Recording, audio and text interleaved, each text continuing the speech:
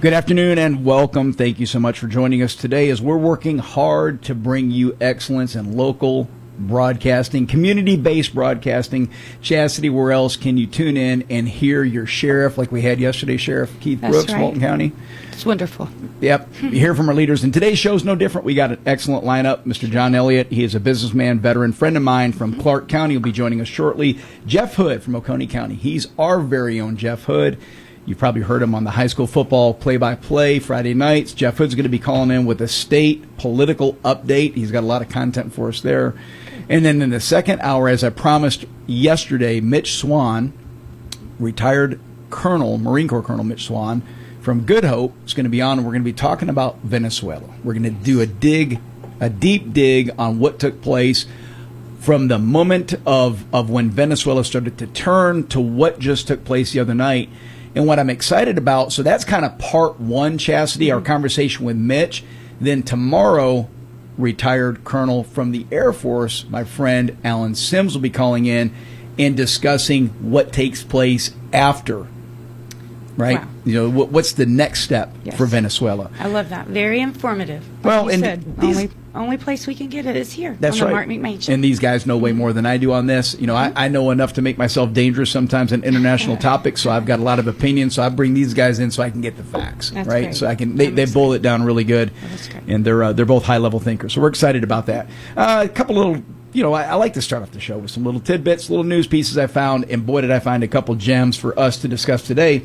This first one, check this out. There's a grocery store chain up in New York. I've never heard of this place. It's called Wegmans. You ever heard of Wegmans? No. They're probably maybe just located just in New York. They are now reportedly collecting biometric data from customers at some of the locations, you know, where you walk in and it has like facial recognition, eye scans, voice prints. And so did you ever see the movie Minority Report? No. I think it was Minority Report. I believe it was that movie where it showed people walking in a mall and they would walk by a billboard, like a full size or like a life size billboard, and it would scan the person's eyes and it would have a custom made commercial just for that person. Oh, geez. Yeah, kind of bizarre. Creepy. Kind of creepy, Yeah. right? Little Orwellian. So this kind of reminds me of that. And now the chain Wegmans is saying, hey, we're doing this because some of our stores are at an elevated risk area. We know what that means. They have a bunch of hooligans coming in and creating problems. And so they're using this to identify certain individuals who are no longer welcome at the store. Would you be comfortable with that? I don't know. I don't think so. But is this like where you can kind of go in and shop and there's no cashiers? There's no one. It's kind of like a. I don't think so. No, okay. I think this is really, from what I understand, because they're doing this to keep their employees safe. So, yeah, this is a staffed location where you would have cashiers and whatnot. So I think what this would mean is that, let's say you have a track record of going in and shoplifting and what do they call them, like the smash and grabs or the little... Kind of the habitual... Yeah. Kind of yeah, so you've got some of those repeat offenders. So I guess if that person was to walk into the store, they would be flagged and asked to leave. Instantly. Right? Wow. Or maybe they would have a chauffeur or a chaperone that would help them shop to be sure that their pockets don't get loaded. Right. You know. Yeah, I don't know. That's kind of, I don't know. It's a little high tech. Well, and Wegmans claims they don't share the biometric data with third parties. Sure. And they keep it just for themselves for security purposes. But I don't know. And they warn, they have a sign up front that says, hey, if you enter this store, you're going to get your biometric data collected, which, I don't know, that almost sounds like they're taking a blood sample. Do they do that at the airport, though? Like customs, don't they kind of have a system set up similar to that to where if you're wanted, then it instantly lets them know? You're right, because when I came back from Mexico, you stick your face in a camera, and then it automatically says, hey, you're clear to go. Yeah, knows exactly who you are without any ID or anything. Yeah. So, yeah. At least I wasn't on the most wanted list. Thank But you. yeah, just bizarre. But it reminded me of that movie. If you haven't seen Minority Report, it's an older movie, Tom Cruise. Good movie. Okay. Yeah. Oh, yeah, Tom Freaky Cruise. Stuff. Marc McMain show. We're talking about some crazy stories going on here and around about us. Trump has come out and said, so we know about all the fraud that is allegedly taking place in Minnesota. We say allegedly, good Lord. I guess we have to say that, protect ourselves. Minnesota's got a crap ton of fraud, right? Yes. Not millions, it's billions, right? Billions with a B. All right. So now Trump came out yesterday and he said, Minnesota's just the beginning. Now they're shifting their gears to California. And it's no mystery that Trump and Gavin Newsom are at odds with each other, right? Because Gavin Newsom obviously wants to be the next president of the United States. God forbid that ever happen. Yeah.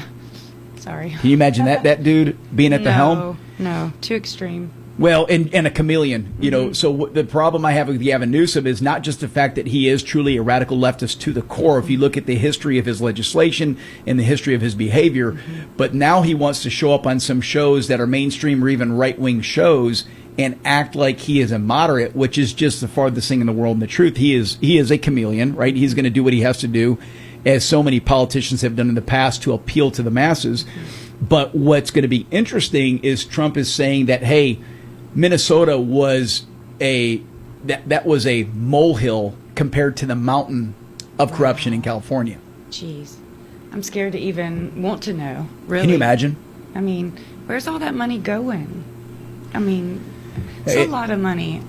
It's lining people's pockets, and unfortunately, it's not making it to the right sources. Again, California is a state that has absolutely ridiculous high taxes. It is one of the most difficult states to operate a business in because of their red tape and, just the way they've crafted the state. It is not business friendly. So many entities have left California because of that.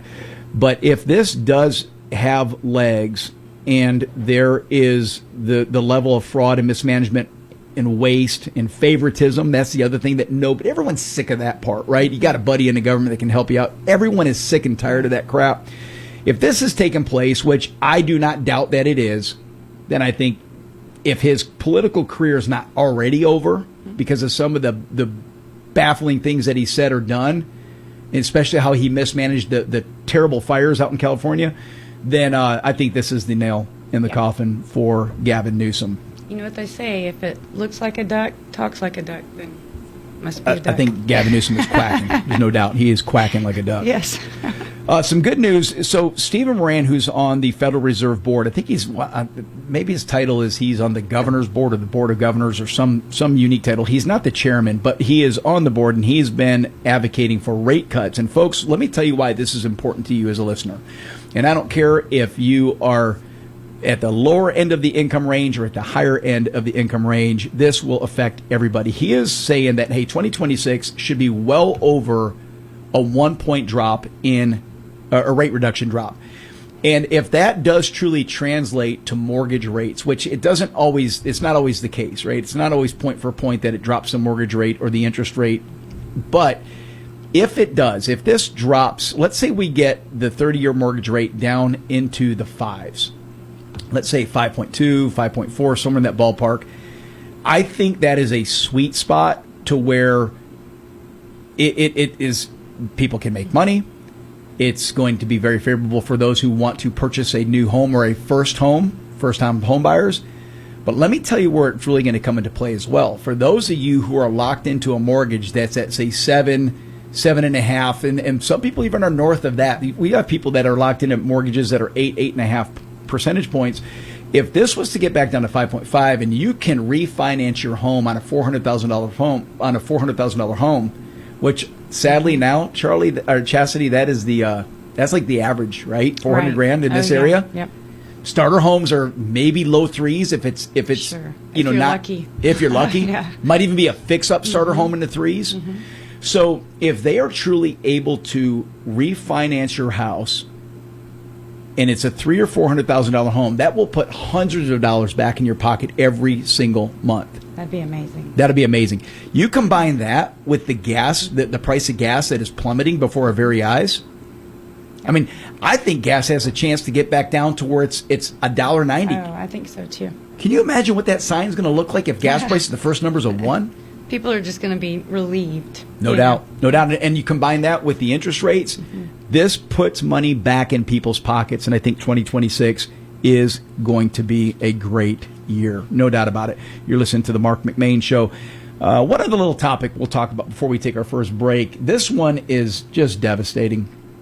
You know, we hear these stories of leftist judges who are soft on crime. And in North Carolina, this is a story of just that. Science teacher and mother of 2, Zoe Walsh, was killed in her Raleigh home after reporting a break-in. She called 911 early on January 3rd. And it turns out the creep that broke into her house not going to say his name. He has been charged with murder and felony burglary, but now court records show that this dude had a long criminal history and at least 24 prior arrests. Now listen to this, including a 2019 shooting charge and a 2021 prison escape. So prosecutors had warned the judge, hey, do not release this guy. But they did what they call a mental competency evaluation and led to a dismissal of his charges and a release just weeks before the killing. Wow. That's terrible. So once again, it's heartbreaking. This is an example of these panty waist judges that get out there and they do this type of stuff, that they let people go either on bail or bond, and then they, or in this case here, this guy was released. You know, critics and state lawmakers argue that the judge's decision to free him reflects being soft on crime. How often do we keep hearing these stories that somebody gets let out of jail and then they go and they take somebody's life? Slap on the wrist is just too easy. Absolutely brutal. Absolutely brutal. You're listening to the Marc McMain Show. When we come back, Mr. John Elliott will be joining us.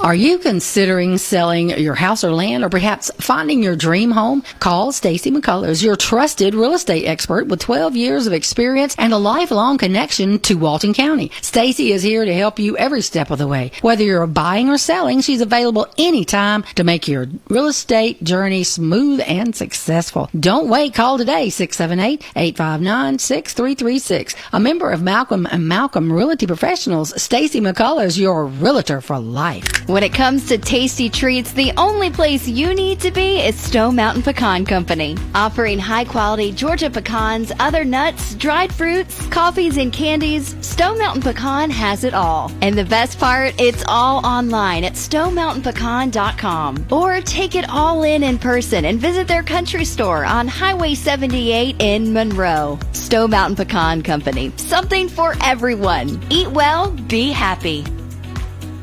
Have you been putting off auto repairs? Do you want a body shop you know and trust? Go see Auto Correct Collision. Auto Correct is a family-owned and operated collision center with over 45 years of experience. Their equipment and training exceed industry standards. No repair is too big or small. Ask about the special drawings and mention this ad for a discount. Visit Auto Correct Collision at 409 Mayfield Drive or call them at 770-207-1241. Double D Plumbing is a local, owned, licensed, and insured plumbing company in Loganville. You can reach Double D Plumbing at 770-466-8370. They have the ability to take on any plumbing job regardless of size or difficulty, with experience in all phases of plumbing, including commercial and residential, tankless heaters, sewer cameras, and drain cleaning. Call Craig Shepard at 770-466-8370 or visit them on the web at ddplumbinggeorgia.com. You're going to like the way they flow.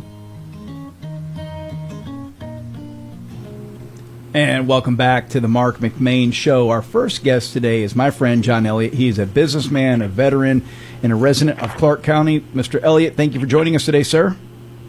Well, thank you for having me. Absolutely. Let's tell our listeners a little bit, and some of this is going to be a learning moment for me. John, you and I are friends, but I don't know everything about you, so I queued up some questions so I could learn more, and our listeners as well. Tell us about you, your early life. Where did you grow up? Well, the first, I guess, until I was about 12, I lived in Florence, South Carolina. And aside from the fact that it's a railroad center down in the lower part of South Carolina, it was also has the distinction of being the only U.S. territory to have an atomic bomb dropped on it. Wow. You mean like as a testing site? No, it wasn't a test. Shaw Air Force Base was part of the Strategic Air Command, which at the time, you know, Russia and the United States were in this nuclear race, and they kept bombers flying all the time, the United States did, carrying nuclear bombs. And Shaw Air Force Base was part of that Strategic Air Command. And they had a plane that took off one time, and it up in the cockpit, it showed a malfunction on the Bombay door. So the captain turns the control of the ship over to the co-pilot. He goes back there to inspect, and as he's trying to determine what's wrong back there, he accidentally pulls a manual release, and the bomb fell on the Bombay door. Good. And he's standing there looking at it, and as he does, the door opens up and it falls out. And it falls on a little community to the east of Florence called Mars Bluff. It's in Florence County. And it blew a 65-foot hole in the ground. It just about destroyed this guy's house. But it did not have the plutonium warhead installed, so all it was an explosion, and a big one, but it wasn't enough. I mean, it wasn't an armed. That is bizarre. Were you living there when that happened, or did that precede you? Yeah, I rode my bicycle out there. I think I was probably it was 1958, so that would have made me about 12 years old. Yeah. Good night. Yeah. Well, I can imagine that public service announcement coming over the airwaves. Ladies and gentlemen, we had a little mishap. Oh, my goodness. All right. So that's your claim to fame from the town you're from. Did you come from a big family, John? No. It's me and my sister. Okay. And my parents divorced 3 times. Oh, my goodness. Okay. Yeah. Well, hey, 3 times. Sometimes 3 times the charm is. Yeah, it was an ongoing thing. I don't know whether they just enjoyed getting married or getting divorced. I couldn't figure out which. My dad's been divorced 3 times. If he's listening, his favorite line is he says, "I've had eeny, meeny, miny, and there ain't gonna be no mo." Oh, so I can remember that last time they got divorced. The judge called me up to the stand and he said, "No." He said, "John," so we're going to do something very serious here now. We're going to decide who you're going to live with. And I said, well, he says, who do you want to live with? I said, well, I don't care as long as this is the last time we have to do this. And the judge broke out laughing. Oh, we can laugh now, but that is kind of sad. I hate that you had to go through that, John. That's tough. That's never easy on kids' divorce. Never easy. And I joke about my dad. My dad will tell you his divorcing my mom the first time was a big mistake he made because my mom was obviously a rock star. But hey, sometimes it just doesn't work out, right? And we move on. When you look back in your early years in South Carolina, Mr. Elliott, was there anybody outside the family that were mentors, teachers that maybe influenced you or helped shape who you are today? Yes. I had, now this is going to be a story, but I had this friend by the name of Glenn Hazel. Glenn was a really smart guy. I really admired this guy. I thought the world of him. I thought he was the smartest guy in the world. And he and I, one afternoon, we had gone around to our shed and climbed up on top of we climbed up the pear tree and climbed on the shed. And we were looking at the naked women in the National Geographic magazine. Hey, that's a good red-blooded American boy thing, though. I'm sorry. Absolutely. Listen, I'm not trying to embarrass anybody, but this is a funny story. He says, and my mother called me to come to supper, and I didn't go. And she called me again, and I didn't go. And the last time she called me, she said, John David, when you decide to come in to supper, bring a switch with you. Yes, ma'am. So then Glenny, the smart guy, he really was smart. He ended up being an interpreter at the UN. Oh wow, okay. He spoke about 8 languages by that time. But anyway, he learned it from the National Geographic. I'm gonna tell you how to get out of this without too much trouble. And I said, how is that? He said, well, go out there and pick the biggest switch you can find. I said, are you kidding me? my mother will kill me with a big switch. She tears me up with a little old bitty switch. He says, no, get the biggest switch you can find and leave all the leaves on it. So when she swings it, the leaves will slow it down and also cushion the blow. I thought, now this guy is really smart. So I go out and I cut me a piece of lumber. I walk up to the back door and I'm standing there with a stick, and I mean, it's a big one. And my mother comes, she had locked the screen, and she comes to the door and she says, what do you want? And I said, well, I came to supper. She said, supper is over with. What's that in your hand? I said, you said bring a switch. She said, peel all them leaves off. So, no advantage. I imagine that whooping had to hurt. I learned one thing. Be very cautious on the advice you take. Yeah. Yeah. I think don't be late when Mom calls you for dinner. Yeah, when Mama calls for supper, you drop what you're doing. Exactly. Even if you're and leave those National Geographics alone. You know? Yeah, you got to leave those for the next guy that's coming out there to find them. Oh, that is classic. That is classic. Now, John, I'm aware that you served our country in the military. Can you take us? Did you serve right out of high school, or at what point did you make that decision to enter the military? I was in college when I got drafted. I did so good in college. Yeah, because interesting enough, I thought most college students were exempt from the draft, but not in your case. When you had grades like I did. You weren't exempt from anything. They're like, John, we got something better for you than college. Obviously, college is not working. What was that experience like, though? And I say this now, we're laughing about it because it was, good Lord, 60 years ago. But what was that experience like when you got that notification that you were being drafted? I didn't even know where Vietnam was. And the way I got it, the way I found out about it, my friend, I mean, we're still great friends, Joe Turnell, came by. I was working at McDonald's and going to school, and he came by one day at lunch, and he said, John, just wanted to come by and tell you goodbye. I just got noticed I got drafted. And I said, what? Wow. He said, yeah, they're drafting everybody. So I called my girlfriend and now my current wife, and I said, Pam, go by my apartment and see if I got a brown envelope. And so she goes by and she comes by and she throws the mail up on the window and she said, you didn't get any draft notice. There's no brown envelope there. So I get to looking through it, and there it is in a white envelope. Oh my goodness! So you got it the same day that your buddy got it. All in all, I wouldn't take anything for the experience, but I sure as hell wouldn't want to do it again. Yeah, yeah. Well, and I appreciate your service to our country. And again, I think back, I'm 55, and so I was born 1970. The Vietnam War was coming to an end when I was born.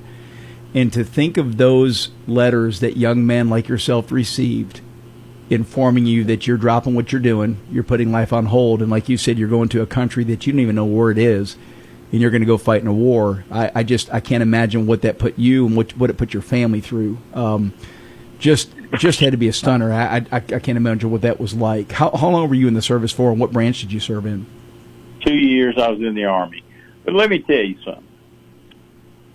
18-year-olds and 20-year-olds, they think they're bulletproof, Yeah.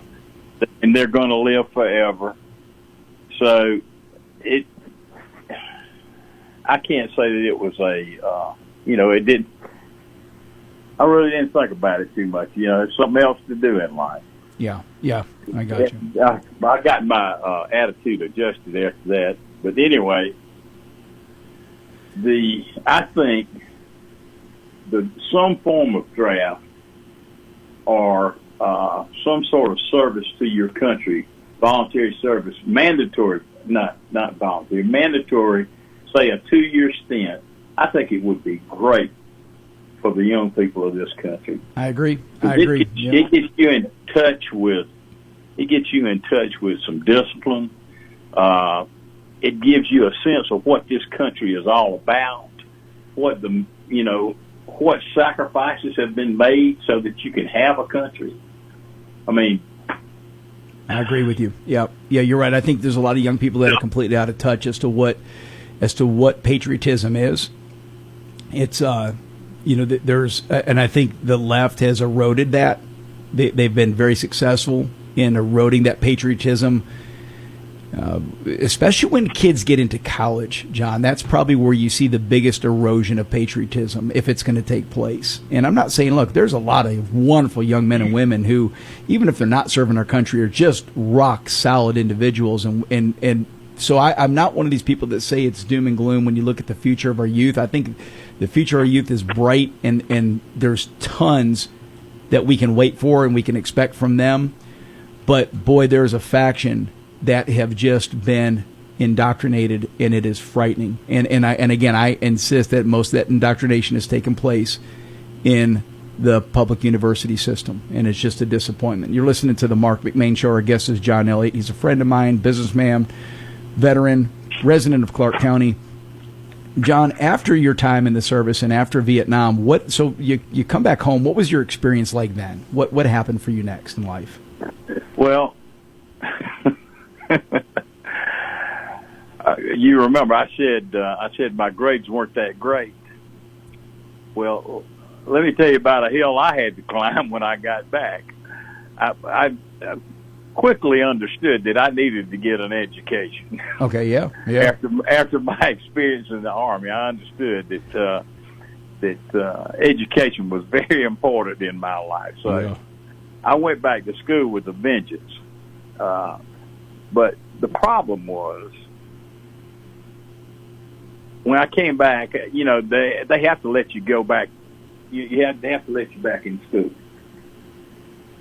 That's part of your military service. They guarantee that you will be able to go back to the institution you went to. So you pick up where you left off. I came over here and I talked to the administrator, and who actually was the reason that I got in college in the first place. And he said, "Johnny, why don't you go up to Gainesville Junior College for a couple of years and see if you can't get your study skills honed?" And so I took him at his word. I went to Gainesville Junior College. And what you have to understand is I was dealing with a .50, not a 50, a .50 GPA. That's basically just putting fog on a mirror. Yeah. Yeah, right. So I go up to Gainesville, and I did good up there. I made good grades. I made really good grades. And so I come back to Georgia, and I am informed when I register for my junior year that Mr. Elliott, you have a .50 average. I said, "No, wait a minute. I've got 2 years of college." He said, "Those hours transferred, but the grades don't transfer." Oh no! So, listen, I was on my P's and Q's when I started back to school. There was no slippage at all. I couldn't make a misstep at all. I had to have good grades the whole time. So ultimately, where did you graduate from then? University of Georgia. Oh, wow. I got a degree in accounting, economics, and I think the Terry College of Business is just a great school, and they do prepare you very well for the business world. And I think that's fantastic. That's a great story of recovery, because you go into college the first time, you're maybe not taking it serious, or like you said, you're not focused. Then you get drafted, you go serve the country. You probably experience things that most 18 and 19-year-olds had never experienced in their life. You come home and you're like, hey, this is a newfound level of intensity I'm going to apply towards my education. And then you end up graduating from the University of Georgia. That's just love it. Fantastic story. You're listening to the Marc McMain Show. When we come back, we're going to take a quick break. We come back more with Mr. John Elliott. Stick around.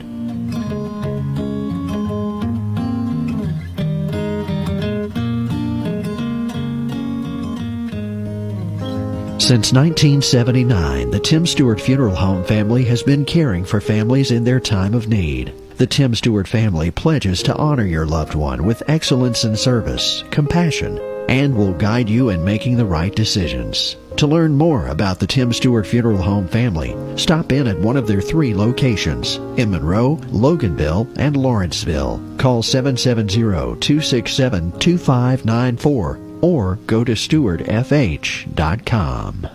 Youngblood Tractor in Madison is proud to be your local Massey Ferguson dealer. Massey Ferguson has been building straightforward, dependable, and affordable tractors and farm equipment for 175 years. Massey Ferguson right now has the best lineup in their 175-year history, and there has never been a better time to upgrade to a Massey Ferguson tractor. Youngblood Tractor carries the complete lineup of Massey Ferguson tractors ranging from the 22.5 horsepower subcompact all the way up to the 130 horsepower mid-range utility tractor. And with one of the largest trailer inventories in the state, you'll always have a way to get it home. Youngblood Tractor also carries the complete lineup of hay equipment, including the legendary Massey Ferguson 1840 square baler, as well as implements like rotary cutters, batwing cutters, box blades, grapples, pallet forks, and more. There are great financing promotions to take advantage of, so give us a call today at 706-342-2242. Youngblood Tractor also has experienced parts and service departments to take care of you after the sale. Visit us online at www.youngbloodtractor.com or stop by and see us at 1600 Athens Highway in Madison. Are you considering selling your house or land, or perhaps finding your dream home? Call Stacy McCullers, your trusted real estate expert with 12 years of experience and a lifelong connection to Walton County. Stacy is here to help you every step of the way. Whether you're buying or selling, she's available anytime to make your real estate journey smooth and successful. Don't wait. Call today, 678-859-6336. A member of Malcolm & Malcolm Realty Professionals, Stacy McCullers, your realtor for life. When it comes to tasty treats, the only place you need to be is Stone Mountain Pecan Company. Offering high-quality Georgia pecans, other nuts, dried fruits, coffees, and candies, Stone Mountain Pecan has it all. And the best part, it's all online at stonemountainpecan.com. Or take it all in person and visit their country store on Highway 78 in Monroe. Stone Mountain Pecan Company. Something for everyone. Eat well, be happy. And welcome back to the Marc McMain Show. Our guest is Clark County resident John Elliott, businessman, Vietnam veteran. Mr. Elliott, so just a quick recap. You go to college as a young person. You find out, hey, I'm not really performing well. You get drafted. You serve in the United States Army in Vietnam for 2 years. You come home. You're laser focused on school this time around, and you end up graduating with a degree from the University of Georgia. How did that then catapult you into your career? What trajectory did that take you on? Well, I've always been a salesman of sorts. I started out when I was about 6 years old selling seeds, and then Christmas cards, and I Grit magazine, all that stuff. So anyway, I was while I was in school, I worked at Henry Rosenthal's downtown. It was a shoe shop, and a friend of mine worked there also, and he came by. He said, "John," he said, I'm thinking about going into real estate business." He said, "I think you'd be really good at it." He says, "Why don't we go down there and take that test?" And I said, "Well, I'll do that. I haven't got anything else to do. I'm going to school, but I can study for that and take the test." And so I did, and unbelievably, I passed it. I was still in school,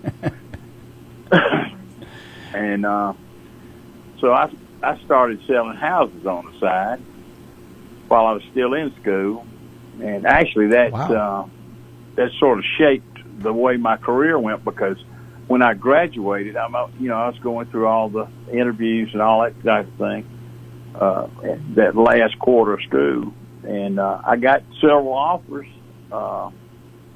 from like Price Waterhouse and Arthur Anderson, and I was really looking at that Arthur Anderson. They were going to move me to Chicago, and I said, "Well, it depends on what kind of money." Depends on what kind of money y'all willing to pay, And at the time, like a school teacher was making about $3,600 a year at that time. We're talking ancient history to any of your young listeners. Yeah, $3,600 a year. Think of that. Yeah. They offered me $8,800, and he says, "How does that sound, John?" I said, "That sounds like a lot of money, but I made $20,000 last year selling real estate part-time. What do you think I'm going to do?" And you get to stay in the South too. You get to stay in Georgia at this point. I stayed. That's what I did. I ended up going into the real estate business, and then we hit a little snag about 74 along in there when Jimmy was Jimmy in there. Yeah, 76 is when Jimmy Carter became president. Yeah. Yeah. Okay. This was before him. Yeah. But anyway, we had a little downturn. I'm looking around. I had put together several syndications, and that is, you get a group of people together and you go in and you buy a piece of property and you have like a general partner. Well, I was a general partner in about 3 of these, and when we hit that downturn, all of my partners went away, and here I am stuck with trying to make payments on 3 pieces of property. Oh no! So at the time, I got asked to be to appraise 3 properties for the sheriff's department. So I said, sure, I can use the work. Yeah. Hugh Henry was the lawyer representing the sheriff, and I had leased him his office. So he comes to me and asks me if I'll do it. I said, sure. I go out and appraise the properties, go to court, testify. Well, it didn't turn out like they planned it. I had appraised the property for exactly what the guy claimed it was, and what they were trying to do was put this guy in jail for fraud, claiming they were worth more than they were. Right. But they were worth exactly what he said they were. So anyway, we're walking back to the office, and he says, John, you ought to go into the bonding business. I said, are you crazy? These guys, y'all just tried to put this guy in jail. I said, no, I don't think I'm going to do that. Well, we rocked along there. Business got worse. And so I went back to Hugh, and I said, you think you could get me approved? Because I had this property I could put up as collateral. Okay. You know, these 3 pieces of property I'm trying to pay for. Right, yeah. And he says, sure. And anyway, I got approved. I started signing bonds. The very first bond I signed, the guy missed. He jumped bond on. No, did you have to go hunt him down? Did you have to go dog bounty hunter on him? But let me tell you, this is the funny part of it. This guy was gone for about 3 months. I couldn't find him anywhere. And as a courtesy to the deputies at the jail, I'd go by every now and then. I'd go by Dunkin' Donuts and buy a dozen donuts and take them up there. And I was up there one night. I'd gotten somebody out, and I went by and got some donuts and brought them back up there. And I'm sitting there talking to the jailer. And the way they used to do it, they didn't have computers back then. They had all the inmates' names written on the chalkboard.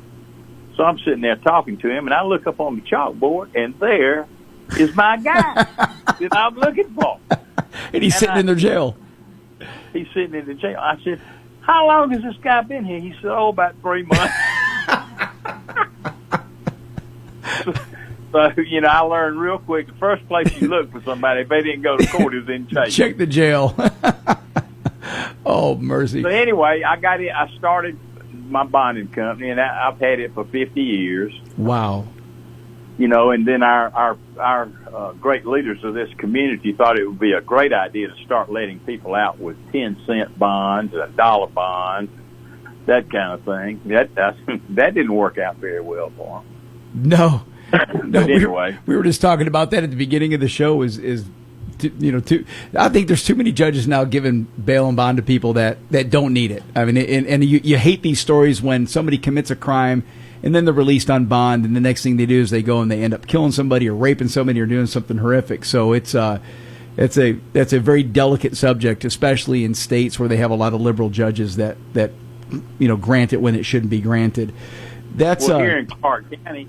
I can give you an example. There was a guy, he had 4 counts of child endangerment and terroristic threats and acts. Now, terroristic threats and acts itself, that means you have threatened someone's life. Right. Well, that used to be a $10,000 bond by itself. And then, of course, you got the child endangerment, 4 counts of that.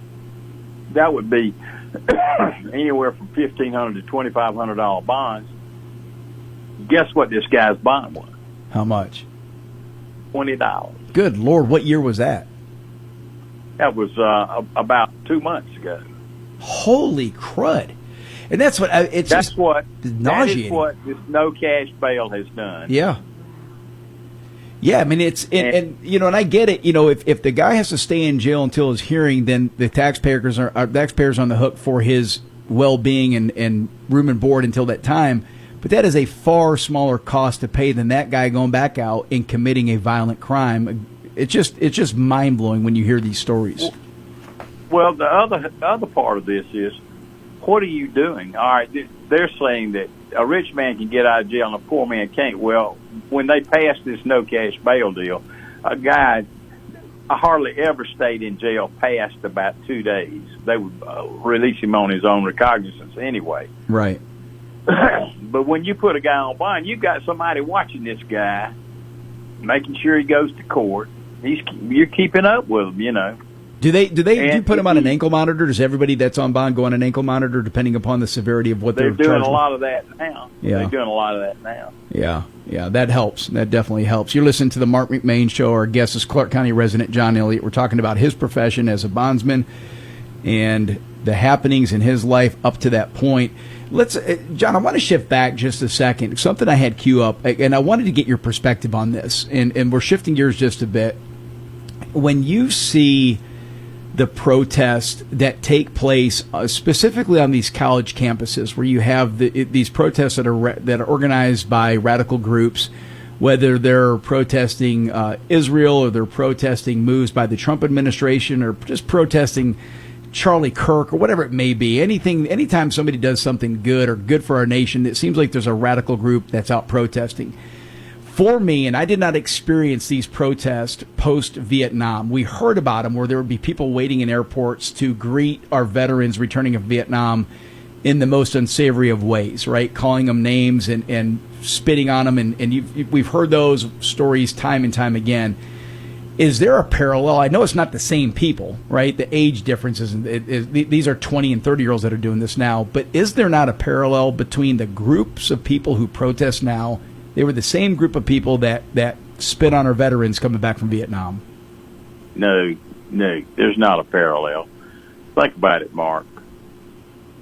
You don't have a group of people protesting one thing. That's what you had during the 60s. You had people protesting the war. That was it. What you've got now, it is the protest du jour. Whatever they decide is bad. Like, for instance, I ride down Alps Road here yesterday, and I see a group out there, and they're out there from 11 to 2 almost every day across from Chick-fil-A protesting something. Right. Well, yesterday I ride down there, and over here you got one guy, he's got a sign that says no kings, then the lady's got a sign that says no kings. And then right next to them, you got somebody that's saying, free Maduro. Yeah. I mean, can you get any farther apart there? You got a dictator and a non-dictator. Which do you like? Just mind-blowing. It's just crazy. Yeah. You like dictators or you don't like dictators? Well, and I can tell you, I have several Venezuelan friends, and John, it is to a person. Since this event took place the other night, they're thrilled to death. They're thrilled, and matter of fact, I was at an event the other night, and there's a young lady I know that's from Venezuela, and I went up to her and I said, "Hey, congratulations!" And she was ecstatic, thrilled. She was actually FaceTiming her grandma, who was in Venezuela at that moment, and put her grandma on the phone with me. I speak Spanish enough to make myself dangerous, and told her congratulations. They were just celebrating, John, down in Venezuela. They're having a party. And so and then you come here and you got people that are protesting this. Like, they know what's going on. They know what's best for Venezuela. They don't know what's good for themselves, I'm telling you. But more to my point about what causes these people to protest. I mean, it really is. It can be one thing one day and one thing the next, but there's always that loyal opposition to everything. Right. They're out, and I believe it to my soul that they are being paid to do that. But a lot of them are. Yeah. Maybe not around here, but a lot of people are being paid to do that. I agree. There's a higher power that's organizing and funding this and just putting people on the streets. And you're right. It seems like whatever comes up, whatever the topic du jour is for that week, there's protesters there dressed in unison, carrying a sign that's professionally made. And it's just bizarre. It's just bizarre. John, let me ask you this. What's next for you? I know I get to see you at Strickland's quite often in the morning for breakfast with you and your crew, Mr. Paget included. What occupies the hours of your day to day? Well, let's see, about 4 days a week, I help Jose Castro. I'm an assistant instructor at his martial arts school. And I take cool. class in the mornings at 3 days a week, and then I help with a class in the afternoon 3 days a week. I forgot you were a martial artist. Yes, sir. What discipline? Taekwondo. That is man after my own heart. Yeah, that is fantastic. That is fantastic. When did you get involved in martial arts? Beg your pardon? When did you get involved in martial arts? Let's see, I was probably in my late 30s. Wow. Yeah. So you've had several years in this. That is just fantastic. Good for you, John. I love hearing that. I love hearing that you're staying active too. It's not just fit mind, it's fit body. It all comes together, and it's all very important. Well, that isn't all I do. In fact, I've been quite busy this last month. I sold a building downtown and sold a house over in Covington, so I'm still active in the real estate business too. Yeah, that's excellent. No, and it's a great time. I mean, especially for somebody like yourself, where you can get us kind of freelance and pick and choose what you want to do at this point in your career. That's excellent. Well, John, I greatly appreciate you joining us today. And I look forward to having you back on in the future. I can tell you have more stories that you can share with us and keep our listeners entertained. But it's been very informative. And I appreciate you taking the time, and I look forward to coming and sitting down with you and the boys at Strickland sometime in the next week or so for breakfast. All right, and good luck to you. I appreciate you, John. Yes, sir.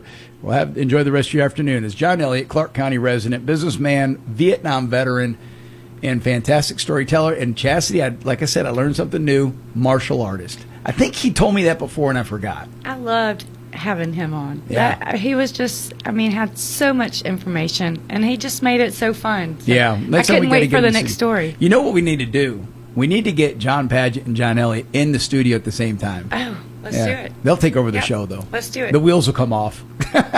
Hey, we'll make it happen. They're the dynamic duo. Yeah. And they do. All those guys, they get together for breakfast every morning at Strickland's in Athens. And so they get there around 7:30. So once every 2 weeks, I drop in and hang out with them.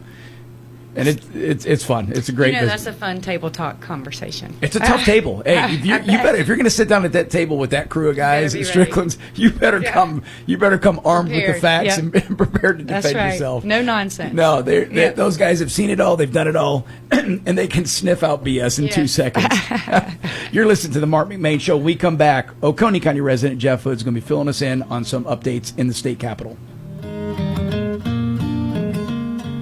Big news, Georgia drivers. DJ's Collision is on the move and is proud to announce their brand new home in Madison. After many years of service in Social Circle, the same team you know and trust is back with a fresh new look and location to serve you best. From flawless paint jobs to complete bodywork, DJ's Collision is where your car gets a second chance to shine. Check out their brand new location in Madison at 1231 Woodcraft Road. That's DJ's Collision. Give them a call at 770-760-8214. This is Pastor Stephen Butler from Bible Baptist Church in Monroe with some good news for you today.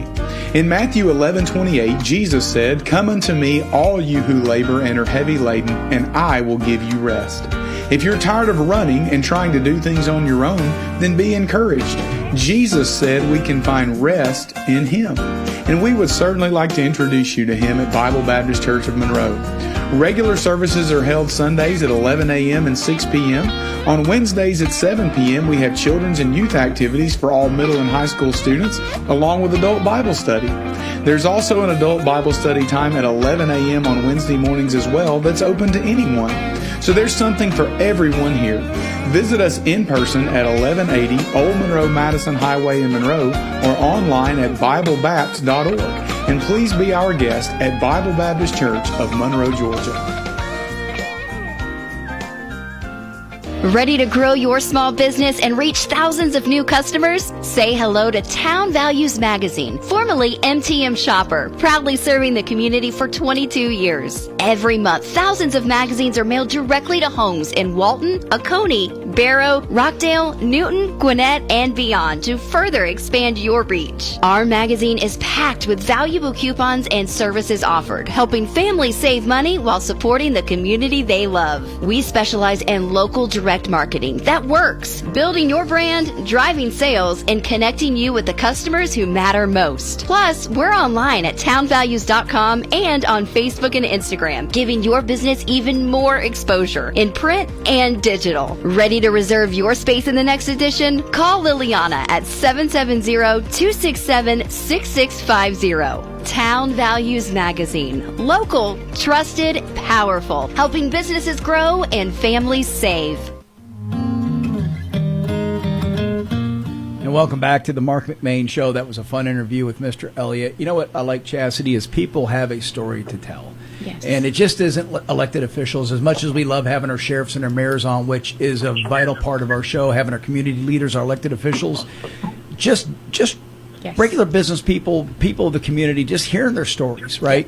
So, you and I was fun. We'll have Yes. Elliott and Paget on in That'll person be really here. Yeah, fun. we're going to do that. We'll Yep. get that set up. And look, folks, if you have somebody that you know that has a story that they want to share, and it is compelling, it's a story of redemption, something that the listeners are going to enjoy, reach out to us. We'd love to hear more about it. Email us info@wmoqfm.com. Be sure to put the name of the person, what their claim to fame is, and how do we get in touch with them, and we will get them scheduled to be on the Marc McMain Show. But right now, our very own Jeff Hood has joined us. Jeff, thanks for joining us, sir. Hey, Mark. Always a pleasure to speak with you. Yeah, I appreciate you stepping in and pinch hitting a little bit. We've got Mr. Mitch Swan coming in the next probably 20 minutes or so. We're going to do a deep dive in Venezuela. But I know you've got some information for us politically. But before we get into the politics stuff, let's you and I kick around a little bit about some of the sports news. Some local talent looks like they are heading to UGA. Yeah, so Sunday afternoon, it was announced that Georgia has accepted Khalil Barnes in the transfer portal. Now, keep in mind that Kirby doesn't take a lot of guys in the transfer portal, but this is a good get for Georgia. He is a 3-year starter at Clemson, a safety. And Mark, he is a North Oconee County player, a graduate out of Bogart, Khalil Barnes. So he's going to have one more season of eligibility, but Georgia needs some help in the defensive backfield. So Khalil he's at Georgia now. He'll start classes next week. He can participate in spring practice and will play this fall. And now one of his teammates from North Oconee was a freshman on the team at UGA this past fall. He'll be back. He's a receiver, Landon Rolden. And then one of their other teammates, Kamari Brooks, considered one of the best edge rushers in the nation from North Oconee. He is enrolling in Georgia this week or next week, and he will be in spring practice. And he may have a shot to play this fall as a freshman. So we're going to have 3 players from North Oconee and Bogart that are going to play for the Georgia Bulldogs this fall. Was he a commit already? Was this a surprise, or was he already committed to Georgia? Yeah, Kamari was committed. Okay. He's been committed since last summer. Khalil decided to leave Clemson and just go elsewhere for his senior season. And I know his dad, and his dad had said, don't be surprised if Khalil comes to Georgia, and that happened on Sunday. Well, that's exciting, yeah. Like I said yesterday on the show, we don't realize how blessed we are with the Bulldogs, with the leadership. It starts with Kirby Smart.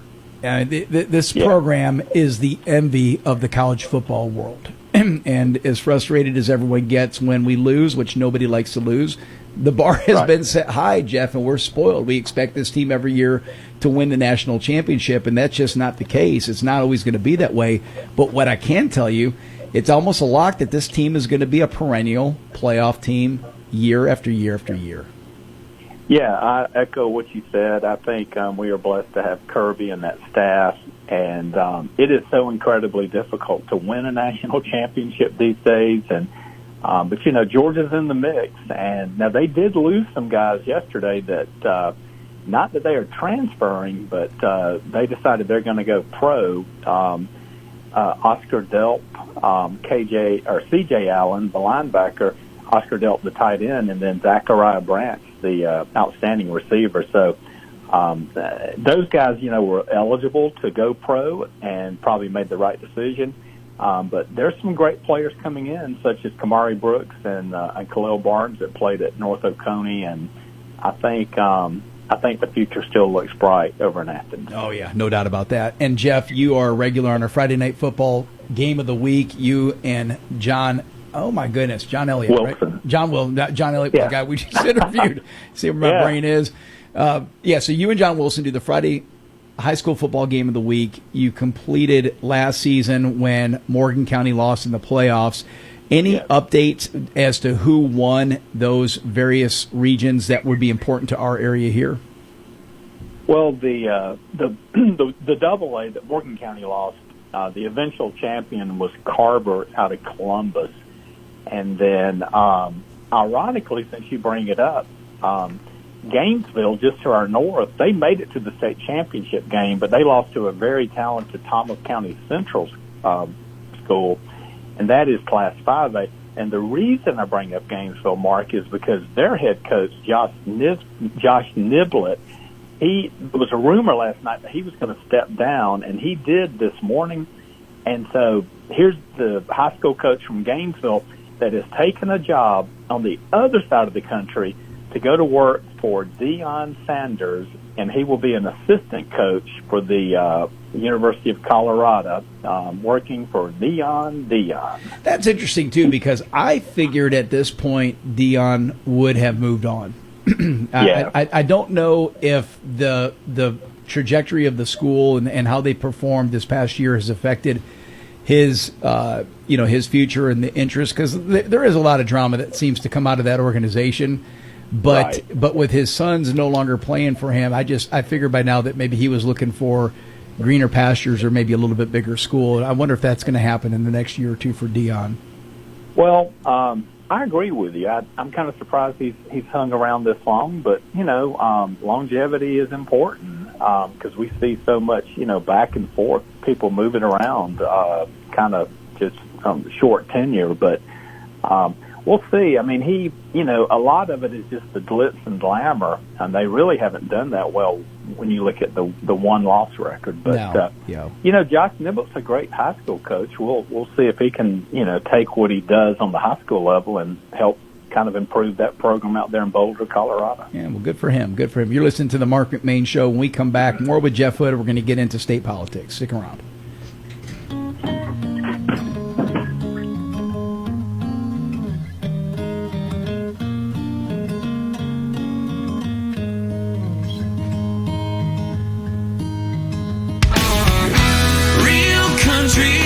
This is Q92.3 WMOQ FM, Bostwick, Monroe, Madison.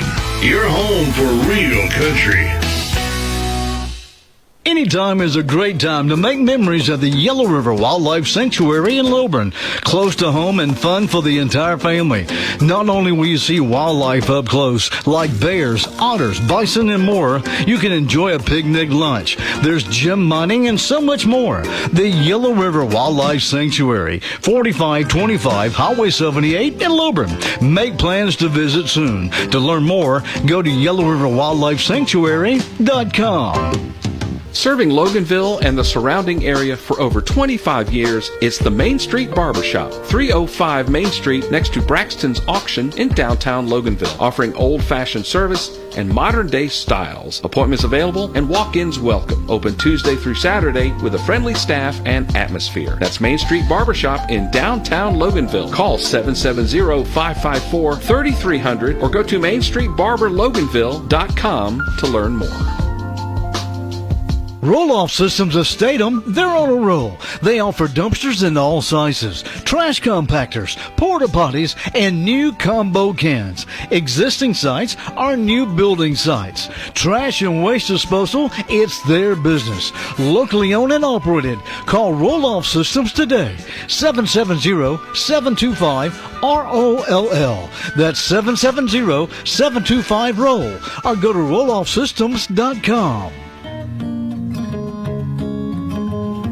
Welcome back, Marc McMain. Jeff Hood is joining me today. Jeff, let's talk a little bit about politics. You texted me earlier. There was a couple of surprise resignations from the Georgia House, the Assembly, and tell us of these. What happened with these two folks? Well, yes.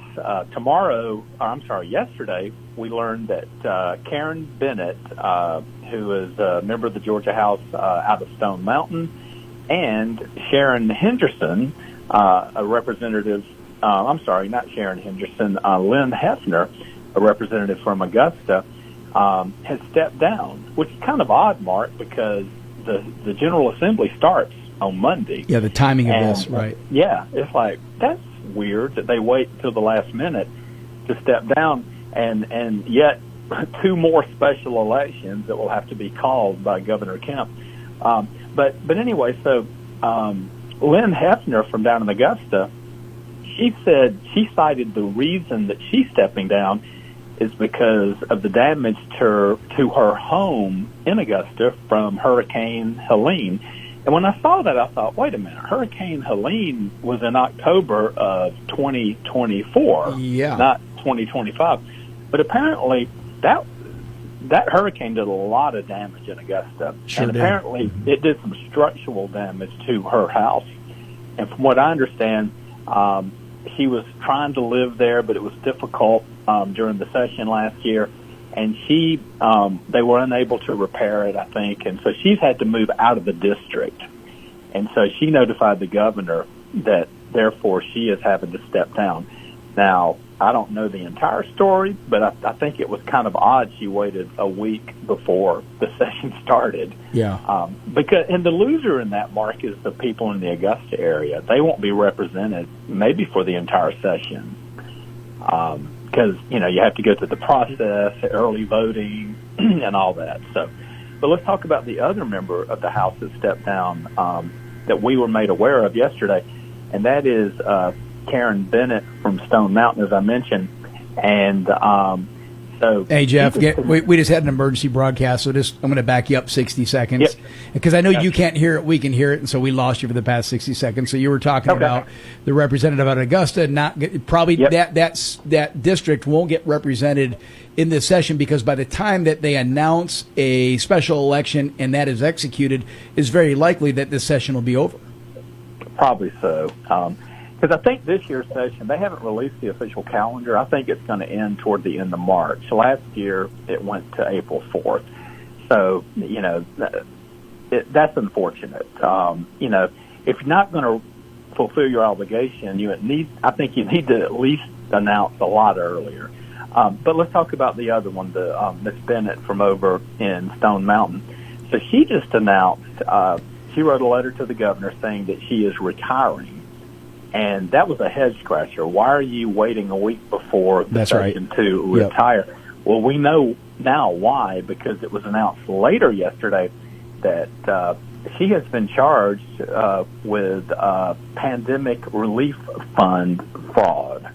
No. And I believe she's gone before a judge and she pled not guilty. She's been indicted. And Mark, this is not the first time that this has happened recently with members of the Georgia House of Representatives. Back in December, Sharon Henderson from Newton County, a member of the Georgia House, she was hit with similar charges for taking COVID-19 relief funds in a fraudulent manner. So there's two. And the word on the street, there may be more coming. And Jeff, when you hear this, what is the accusation? How are they getting their hands? Is this where they applied for PPP money, or is this where they actually had access to government funds and directed it to themselves? And I know these are accusations; they haven't been convicted of this yet, but they're being charged with it. Is there any story as to what the charge is? Yeah, my understanding, it had nothing to do with them being a member of the Georgia House, where maybe they could stick their hand and into the jar because from their position being a part of the government. This had to do with probably the PPP, the more traditional way where they were just falsifying documents to receive some of these funds that were available in a fraudulent manner. Well, let's elaborate on that just for a second. You're listening to the Marc McMain Show. My guest is Jeff Hood. We're talking about some state representatives that have been charged with fraud as it relates to the COVID pandemic, and what could have taken place is if you were a business owner especially, and there may have been individuals who had access to particular type of relief funds as well, but if you were a business owner, what you could do is you could go to the government and you could say, hey, look, I have X number of employees and I want to keep these employees employed, and the government would basically write you a check and fund you so that you wouldn't. What we didn't want to have happen, Jeff, was a mass exodus from the ranks of employment, right? So it was the Payroll Protection Plan, I think is what PPP stood for. Yes. And so, yes, as a business owner, you had to be very strict as to how you reported what your payroll was so that you could get reimbursed for it. And I think it was around a 6-month period or so that you got reimbursement for. And so absolutely the climate was ripe for fraud, because even though it seemed pretty diligent as to how you had to submit your data, if you had the wits about you or the willingness, you could have cooked the books and stretched the numbers out. Right. Well, and you know how the government responds when it comes time to verifying these claims, and so here we are. This took place, I guess, in 2020 or early 2021. That's and right. Gosh, 5-6 years later, and they're finally now they've caught up to these two members of the Georgia House for something that had occurred at least 5 years ago. Well, and look, this comes in a time too when we're just learning about what's taking place in Minnesota, which looks like we just discovered the tip of the iceberg there, and perhaps there are other states that have had massive fraudulent endeavors that are just sopping up taxpayers' dollars and they're not getting to the intended sources. We as citizens, we as voters, we as taxpayers are absolutely sick and tired and disgusted with fraud, and we want everybody who is fraudulent to go to jail and serve time, right? I don't care what party you're part of, and I don't care what position you hold. I don't care if you're the governor of Minnesota or if you're just a regular old Joe. If you have committed fraud, you need to pay the price. And I love seeing that we're taking this serious, and I don't care that it's taken 5 years. Get to the bottom of it, and let's put these people in jail, or at least make them pay their penance of whatever it should be. So, be interesting to see how. But so that for the meantime, there'll be another special election in DeKalb County for that one as well. Well, that's right. In Richmond County, and then I guess that is DeKalb County or Stone Mountain. Speaking of special elections, Mark, there is one happening as we speak over in Cherokee County, and that is House District, I've got it written here somewhere, I think it's 23, and that is to replace Mandy Ballinger, who passed away back in October from cancer. And so there was a special election, and it went into a runoff, and that runoff is today between the Republican Bill Fincher and Democrat Scott Sanders. So tonight we'll know if it's going to be a Republican or a Democrat that will replace Mandy Ballinger, who was a Republican. Yeah, and that's traditionally a very Republican district, and so it'll be interesting to see, do they suffer the same woes that took place in Oconee County when there was a little bit of complacency within the base of the Republican Party of getting out and getting involved in a special election? I mean, think about it, Jeff. This is tough times for a special election. We're on the heels of Christmas, New Year's. People are just kind of getting their year off to a start. So, this is a close one to watch. When will those results be in? Around 9 p.m. tonight? I would think maybe even earlier, maybe 8 or 8:30. We should know. But as you mentioned 9 p.m., and we thought we would get the results pretty early back in December for the special election over here in Oconee County, but we didn't get it till 9 because a lot of the Democrats got out and voted on Election Day, and it kind of slowed the process. So we'll see. That's going to be interesting. Yep. And I did hear in the news that Dutch Guest, I guess, is going to actually run again, which is great. That is correct, yes. Yeah, so he's made that announcement, and we'll get him back on the show at some time here in the near future as well to kind of share with the listeners his plan of attack and strategy. Yep. Jeff, something else that you texted me the other day on that I found interesting. Again, I live in Walton County, but I'm in Athens quite a bit. I didn't see this, but I guess there's some protests. John Elliott and I were just talking about this prior to your arrival on the show. There's protests taking place, and now you got the knuckleheads out there saying, hands off Venezuela. What is their motive, and what do they mean? What do these people want? Do they want Venezuela to be run by a narco-terrorist, illegitimate dictator? Is that what they wanted? Is it to stay status quo? What are these people begging for? What are they complaining about? I think they just hate Donald Trump. I mean, you can't say, well, I hate Donald Trump, but I don't want a dictator back in power, because of what happened, what he ordered to be happened by our military, to occur with our military over the weekend. And it's just another way to, just take a poke at Trump. But so what John and I were kicking around was my logic was, hey, this is just the same brand of people that protested the Vietnam War, just people that want to get out, like you said, moan and complain. Anything that Trump does, they're going to complain about it and do the opposite. Right. John feels this is more of an organized effort, which I don't disagree with as well. I think that what I mean by organized versus grassroots maybe comes from within the political party, where you have a group of people that say, hey, you know what, let's lock arms and get out there and let's make a voice heard on some issue that we feel is important. Whereas when you have an entity like a corporation that is funding this and they're recruiting people to say, hey, we're going to pay you X to wear this shirt, to hold this sign and go to this street corner, and here's what we want you to chant. Is it possible that that's what we're seeing in Athens?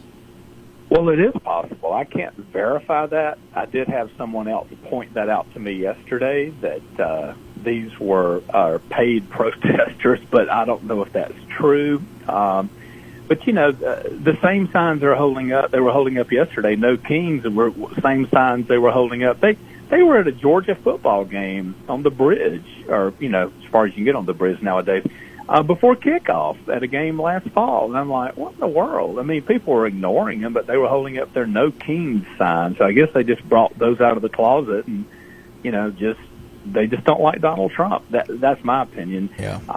I think if it was a Democratic president and had taken action in Venezuela, you wouldn't have heard a word. I mean, they don't even probably care about Venezuela. They just don't like Donald Trump.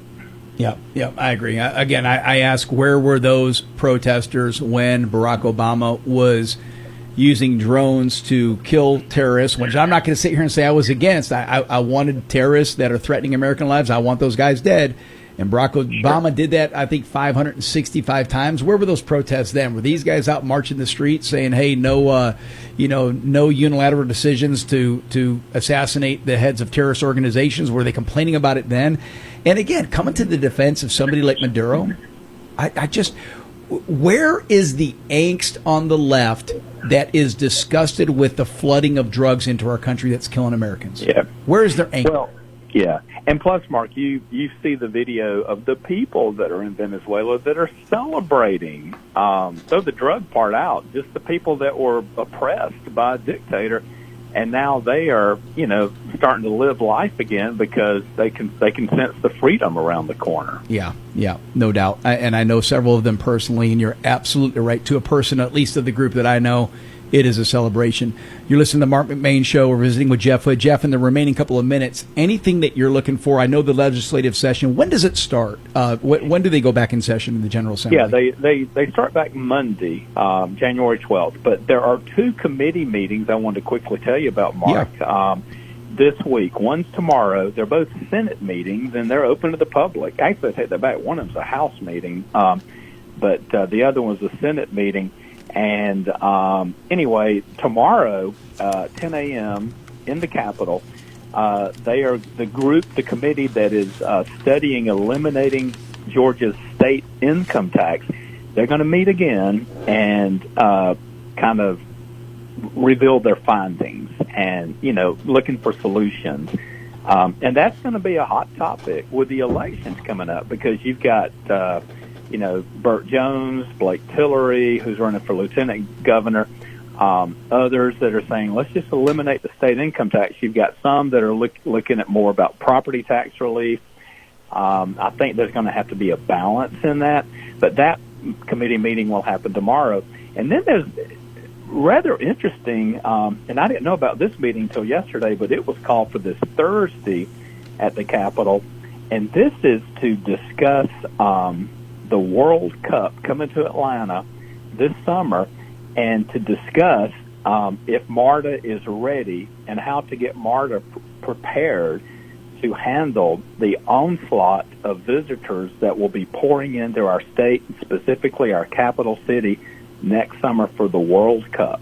Yeah, think about that, because if you've ever been in downtown Atlanta during a Super Bowl, which I have, it is pandemonium. This is going to be like several Super Bowls happening over a span of weeks. And so it is going to, I don't even know how many games are going to be playing here.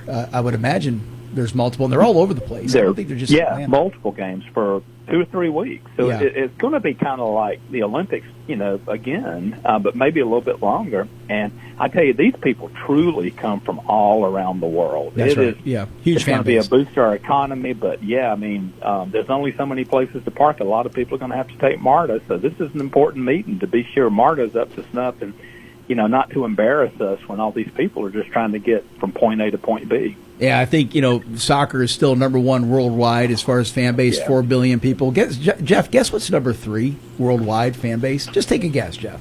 Formula One, auto racing? Hockey. Wow. Hockey, baby, yeah. Rock Lobsters, Atlanta Gladiators. Come on now. I love the Rock Lobsters over here in Athens. We go a lot. Yeah. Jeff, you're awesome, buddy. I appreciate you stepping in and filling us in. And we're going to have you back on, if not next week, the following, so you can keep us apprised as to what's taking place in the General Assembly and Athens and the surrounding area. Sounds good. Thanks, Mark. Thanks, Jeff. That's Jeff Hood, our very own Jeff Hood. And you know what, Chastity? It is January now, but just in a matter of months, high school football will be back on. Yes. Jeff, John Wilson. We'll be back on, and they're a rock amazing. solid, Yes. fantastic team, no doubt about it. You're listening to the Mark McMain Show. When we come back, Mitch Swan will be joining me. Stick around.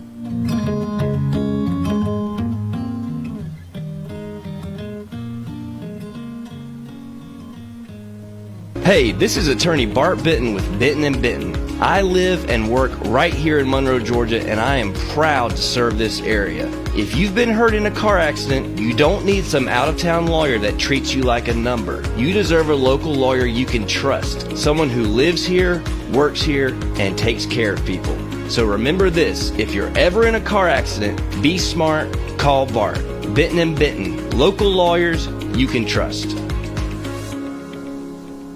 Looking for that perfect piece of jewelry designed just for you? At P&A Jewelers, family owned since 1976, we've been helping our customers shine for nearly 50 years. Now proudly run by second-generation brother and sister team, we specialize in custom jewelry design, expert repair work, and fine jewelry for every occasion. Visit P&A Jewelers, where family tradition sparkles. Located in Loganville beside Quick Trip, or online at shoppajewelers.com. Follow us on Facebook to see what's new. Get a great deal on a Kubota tractor, built to work, built to last, and as dependable as you are. Right now, write it off the lot and write it off your taxes with 0 down, 5.49% APR up to 84 months, plus instant cash discount and 2 years orange protection warranty. Now through December 31st. Consult your tax advisor. Details at KubotaUSA.com. Your Kubota dealer is Hayes Tractor, 545 Highway 11 South and Social Circle. Go to HayesTractor.com. Ready to grow your small business and reach thousands of new customers? Say hello to Town Values Magazine, formerly MTM Shopper, proudly serving the community for 22 years. Every month, thousands of magazines are mailed directly to homes in Walton, Oconee, Barrow, Rockdale, Newton, Gwinnett, and beyond to further expand your reach. Our magazine is packed with valuable coupons and services offered, helping families save money while supporting the community they love. We specialize in local direct marketing that works, building your brand, driving sales, and connecting you with the customers who matter most. Plus, we're online at townvalues.com and on Facebook and Instagram, giving your business even more exposure in print and digital. Ready to to reserve your space in the next edition? Call Liliana at 770-267-6650. Town Values Magazine. Local, trusted, powerful. Helping businesses grow and families save.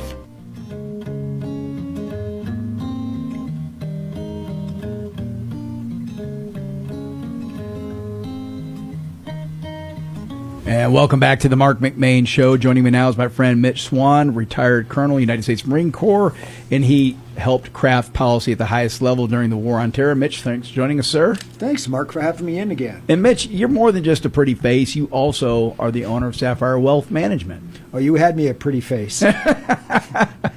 Well, yes, we've just moved our office, Sapphire Wealth Management. We rehabbed an old home. Just love the community. Right here in Good Hope. Yep, and love Walton County, and so we moved our office from Oconee over here. Where's your office? So if you're coming down 83, coming from Morgan County, from Madison, where do you go? So you come right past, go down Pleasant Valley Road, right there at the blinking light, make that left, and you would just go down not even a quarter mile. It's 208 Pleasant Valley Road. Congratulations. Big sign out front. I know you worked hard on that, yeah. Well, and you guys do good work with Sapphire Wealth Management. I know you sponsor Tim Bryant's show in the morning. Oh, great guy. Yeah, Tim is fantastic. And there's some bizarre stuff going on in the world of metals, too, right? Oh, sure. We'll include that, and I think it's all tied to Venezuela as well. You think that's going to have an impact, what just took place in Venezuela? Oh, 100%. Yeah. You know.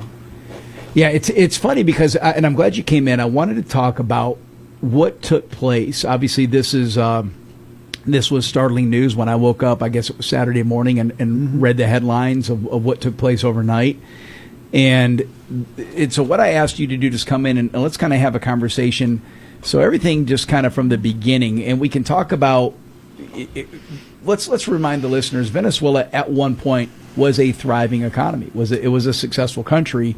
No longer the case, thanks to socialist/communist dictatorship type of leadership, right? The country has been absolutely devastated now. There's with what President Trump did in bringing Maduro to justice, this was a DOJ effort, but there's a movement on the left to now make this guy almost sound like a martyr. All right, a little history. I'll tell you how I feel about it. Yeah.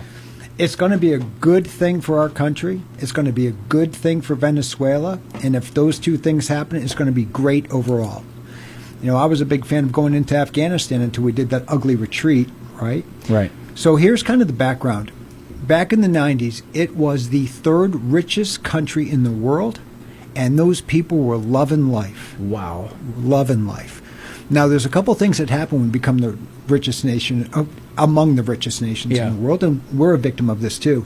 Pretty soon, it's cheaper for you not to buy your own produce from your farms. You're going to import it. Yeah. Why grow fruits and vegetables in Venezuela if we'll just buy it from Brazil, for pennies on the dollar? We got money, and that's how we did with manufacturing with China. That's right. Yep.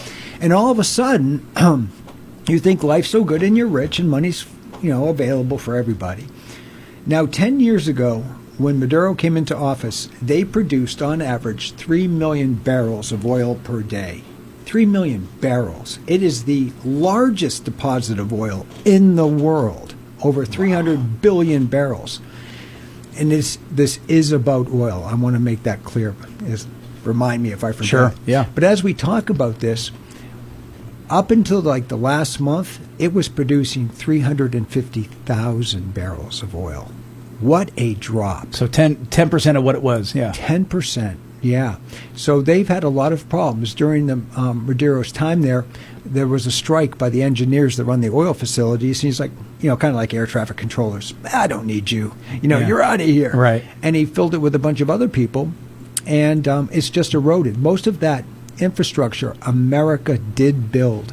Now, something about their oil, you hear this big reserve, and it's wonderful, but it is a sour crude, not a sweet crude, and it's very viscous, which means it's like working with maple syrup. Okay. And so it takes special refineries to refine that. Now, we literally not only built their infrastructure, we were pulling oil from them, getting it from them, not that we need it, but in the days that we did.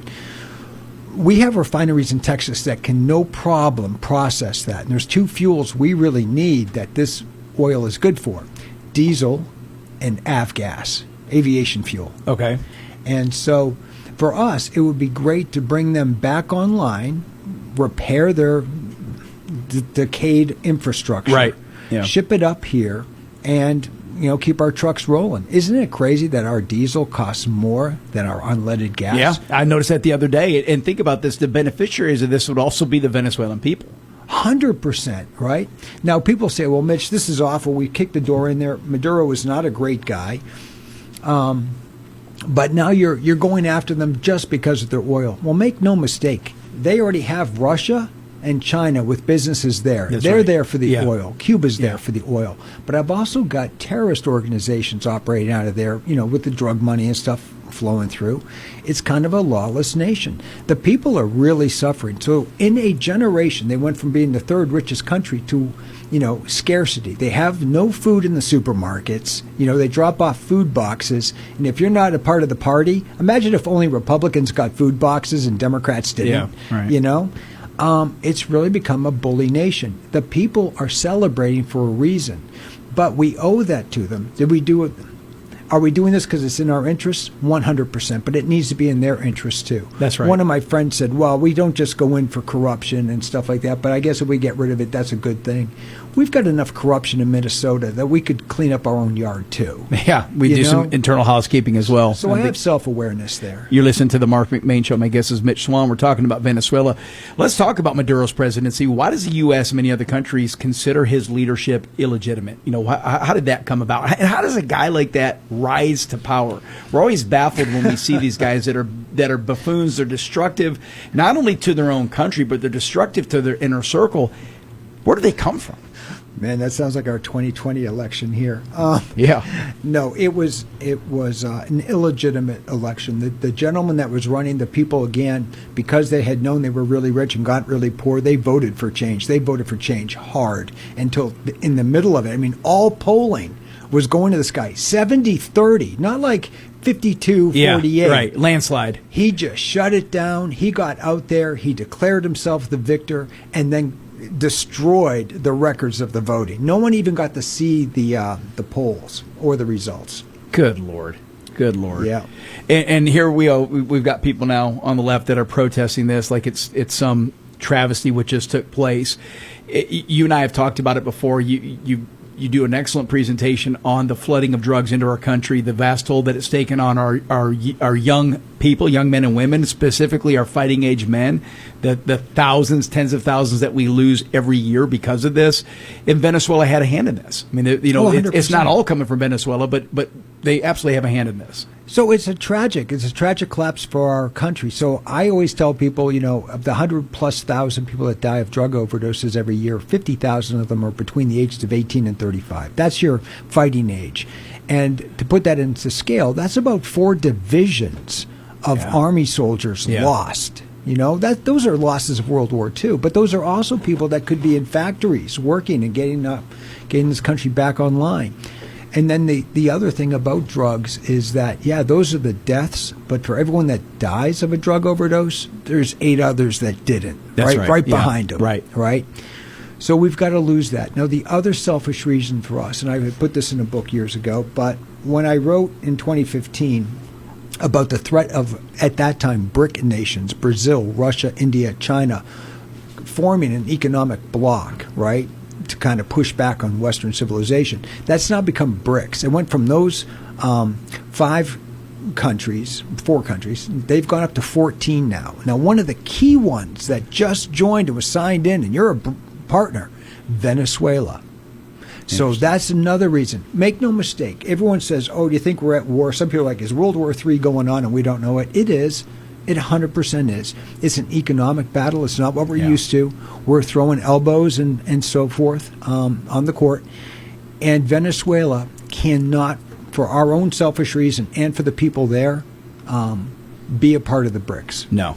It's when you look at and I firmly believe that this was not just posturing. This was a smoke signal to Mexico, Cuba, Colombia, saying, hey, look how easy this was. Sure. Right? We went in, we removed the leader, we did not lose a soul. Thank the Lord for that. It's not always going to be that precise. We're not always going to be that fortunate when military action takes place.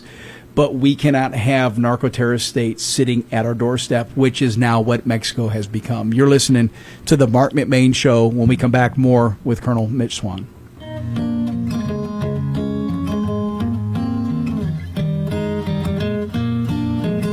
Are you looking for custom t-shirts, golf shirts, or uniforms for yourself or work? What about a family reunion, a fundraiser, or sports team? Whatever you're looking for, Chris and Debbie at Blue Hound in Monroe can help you. Real Country uses Blue Hound for our golf shirts and t-shirts. They do quality work and they're great folks. Blue Hound is located at 111 East Washington Street in Monroe. Go by and see what they can do for you or call 404-307-3664. That's 404-307-3664. Tell them April sent you. If you're in the construction business, you're going to need a dumpster at some point in time, and that's why you need to call Atha Equipment Rental in Monroe, now offering 20 and 30-yard cans. Atha Equipment Rental now offers a complete line of landscape and construction equipment like tools, trenchers, floor sanders, jackhammers, and so much more, like rentals for your parties with tables, chairs, popcorn machines, Dunkin' booths, and more. Call Jason Atha at 770-207-6041. That's Atha Equipment Rental on East Spring Street in Monroe. Franklin's Gun Shop in Athens has everything you need for hunting and fishing. They have great prices on their guns, ammo, scopes, bows, gun safes, knives, blinds, tree stands, and rod and reels, clothing, and more. I do all of my shopping at Franklin's, and they're open 7 days a week, Monday through Saturday from 9 to 9 and Sunday noon to 6. At Franklin's, you'll get great customer service from people who know what they're talking about. Family owned since 1961, located at 3941 Atlanta Highway in Athens.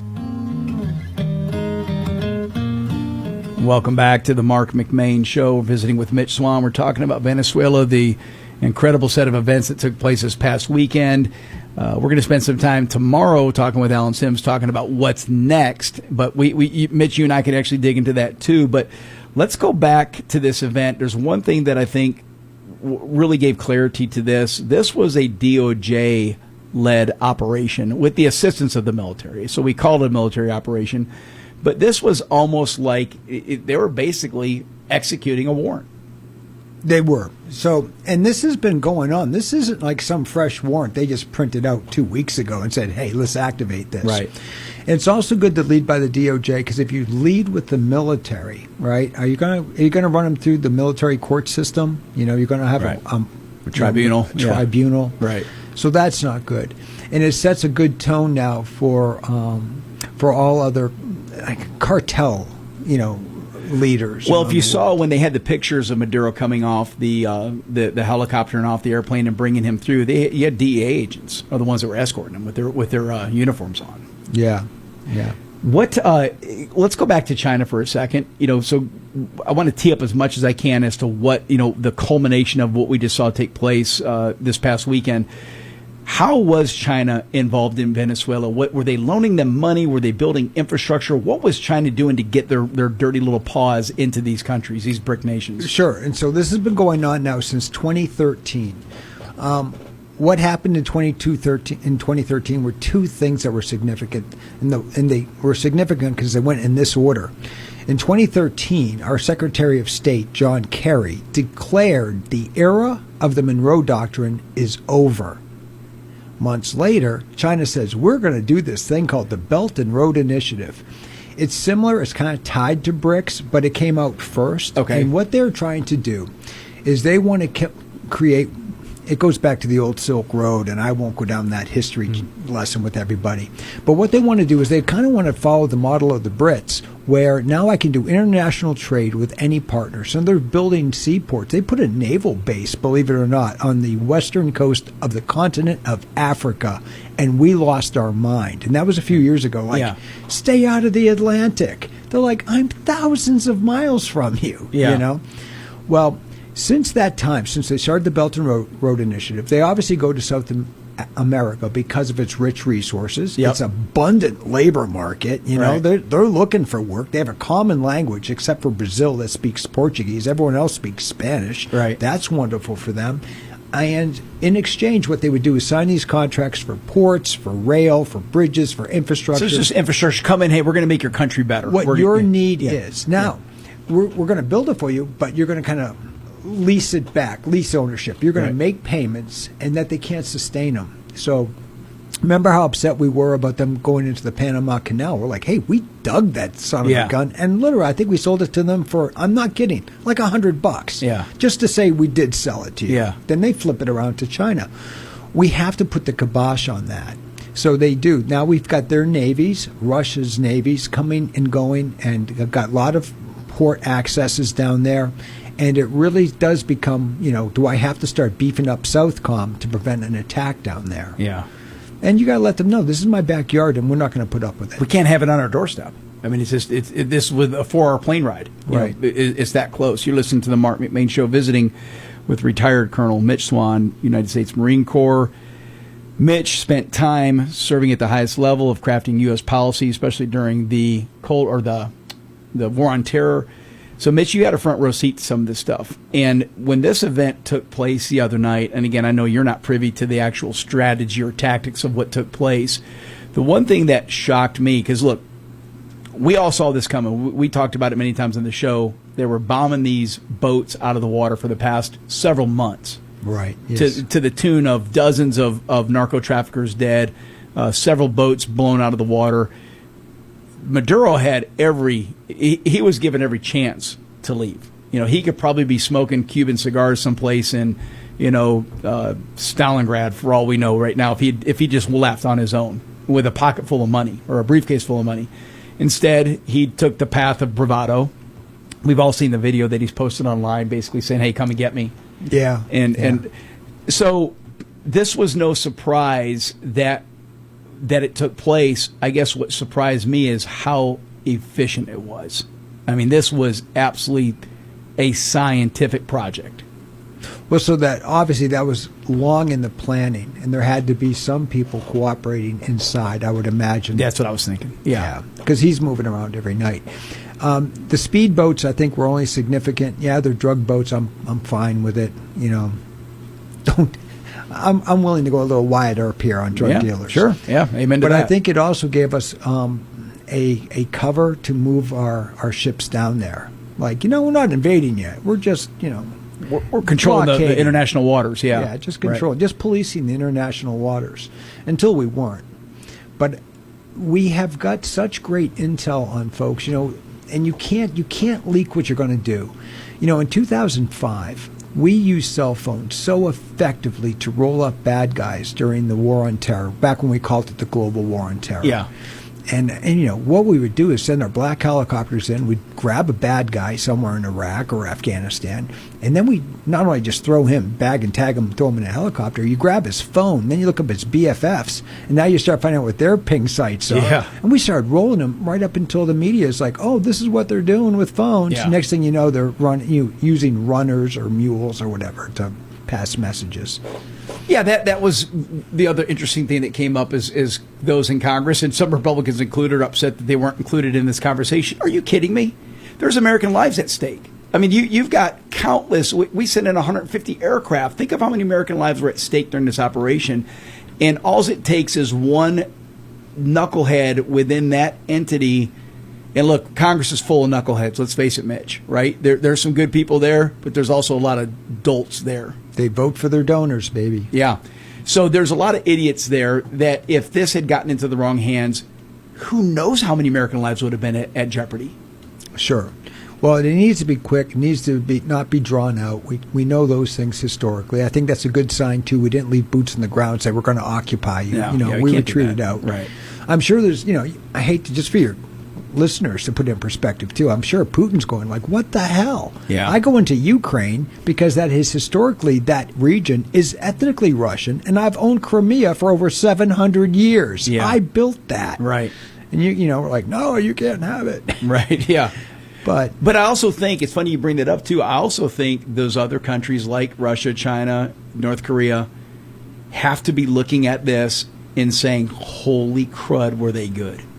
Wow, were they efficient. Right. And, Biden wanted the guy gone. He made that clear. A lot of Democrats declared, that guy Maduro has to go.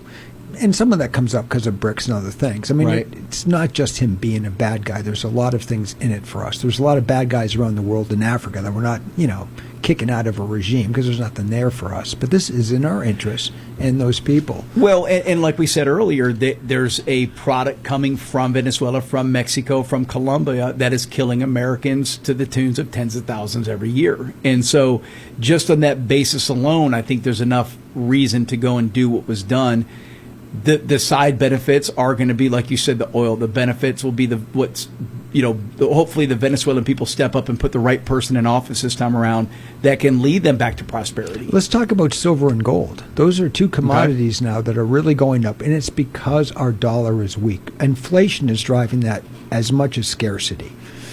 Now, silver has recently become a strategic reserve. China shut the door 1 January this year. They are not exporting it anymore without special authorized permits from the CCP, and only 44 companies are allowed to do that. So Venezuela has rich gold and silver. So in addition to oil, they've got precious metals. Precious metals, right? Yeah. And so they've got these mines. And what would be good for us and good for them is let's crank out that gold and silver. We're going to pay you for it. We're not going in there and stealing it. But we should bring that back to our shores, and not for just putting it out into bullion dealers. We need to put that into our own strategic reserve for our treasury, because if we could do that now, we could maybe get back to a strong dollar backed by precious metals. Yeah. And even if we go to a stable coin, it needs to be tied to something. You're listening to the Marc McMain Show. When we come back, more with Colonel Mitch Swan as we continue the discussion on Venezuela.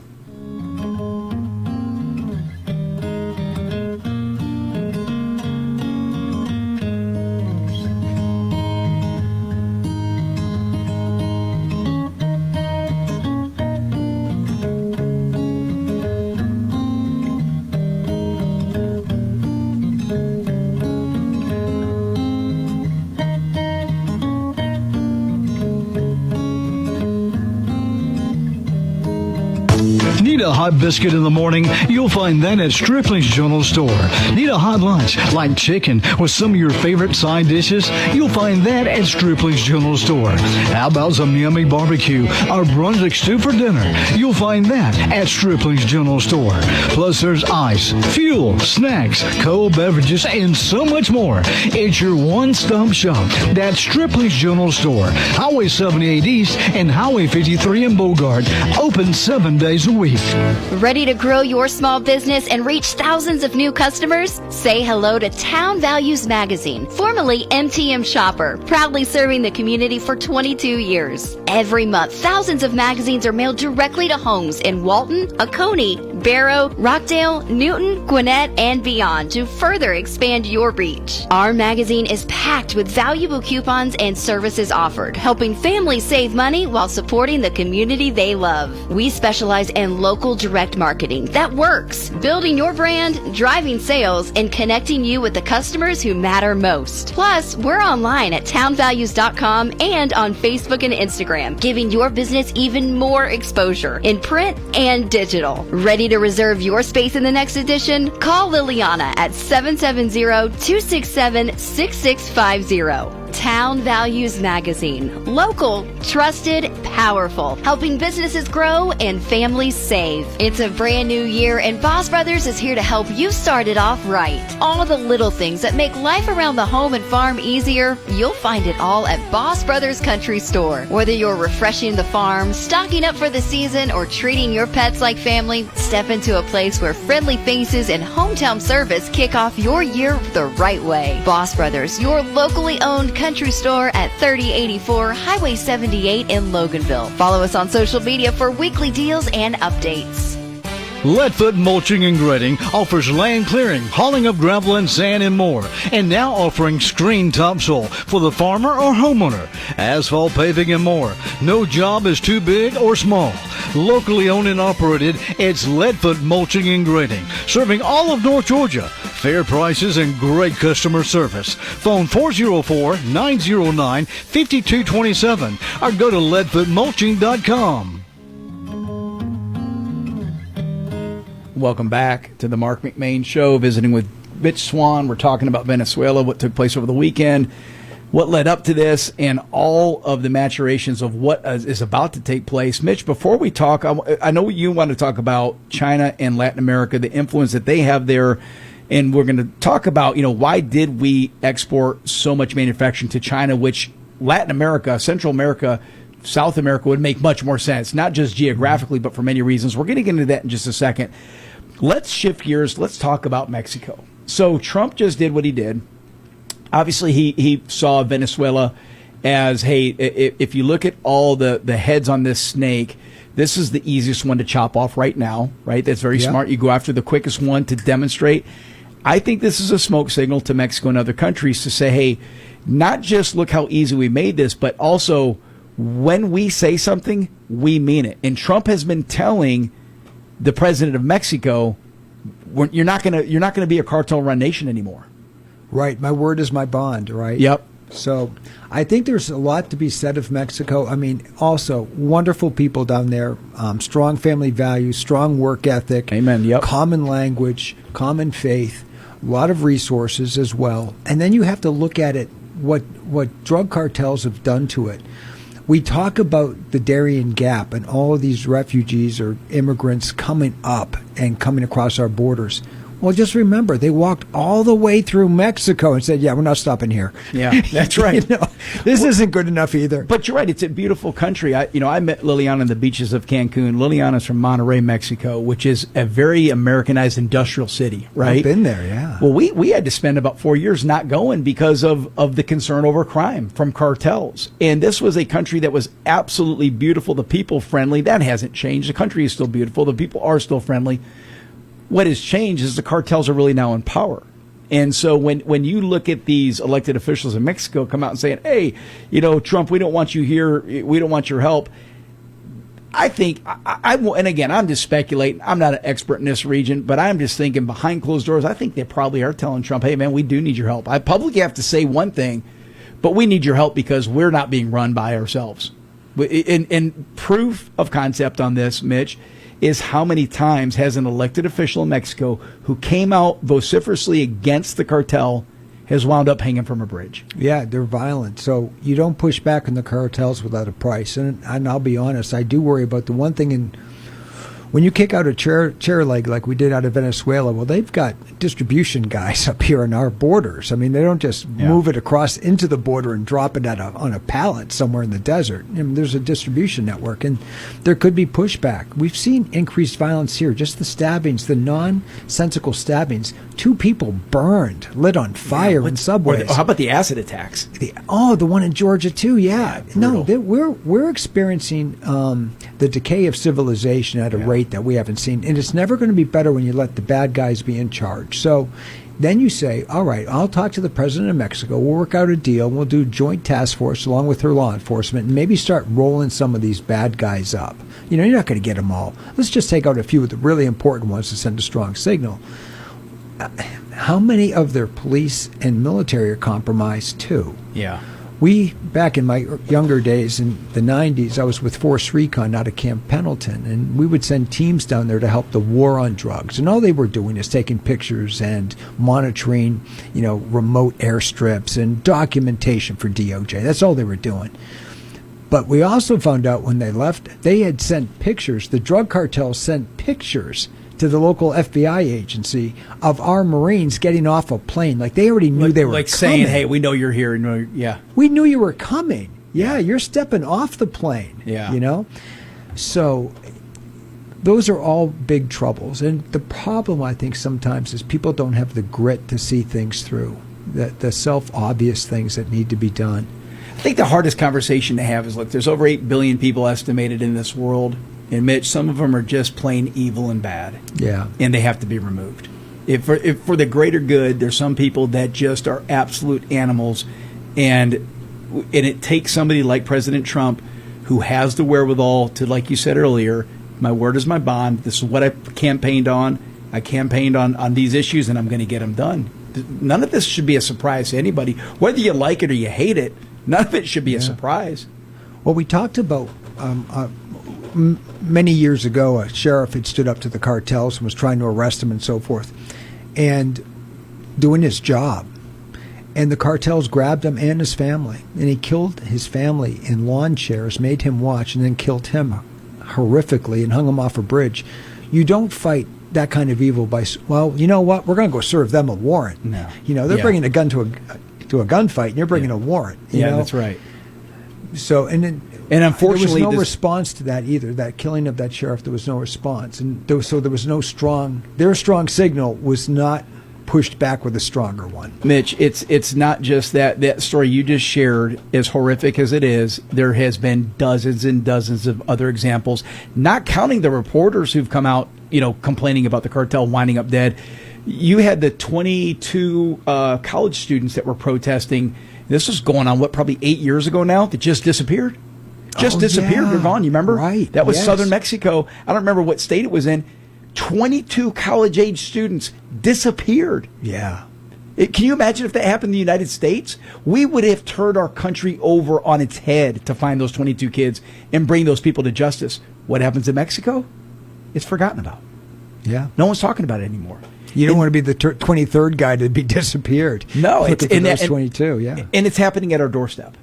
It is. It's right here at our doorstep. But I think we could go through this period of, I don't want to call it enlightenment, but I think there comes a point when you're in a decay state and you're going in the downward trajectory, and then you're going to make a turn. And I think we're at that point now where everyone is eager to make the turn. This just doesn't feel right.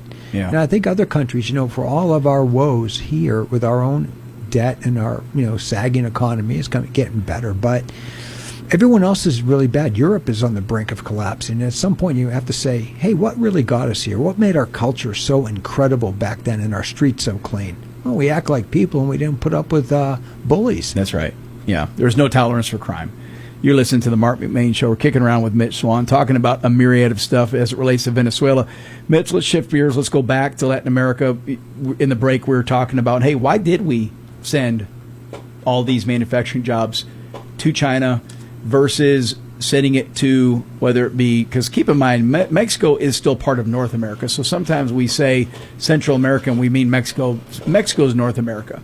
But you have Mexico, you have Central American countries, you have South American countries that are geographically closer. You hit on that.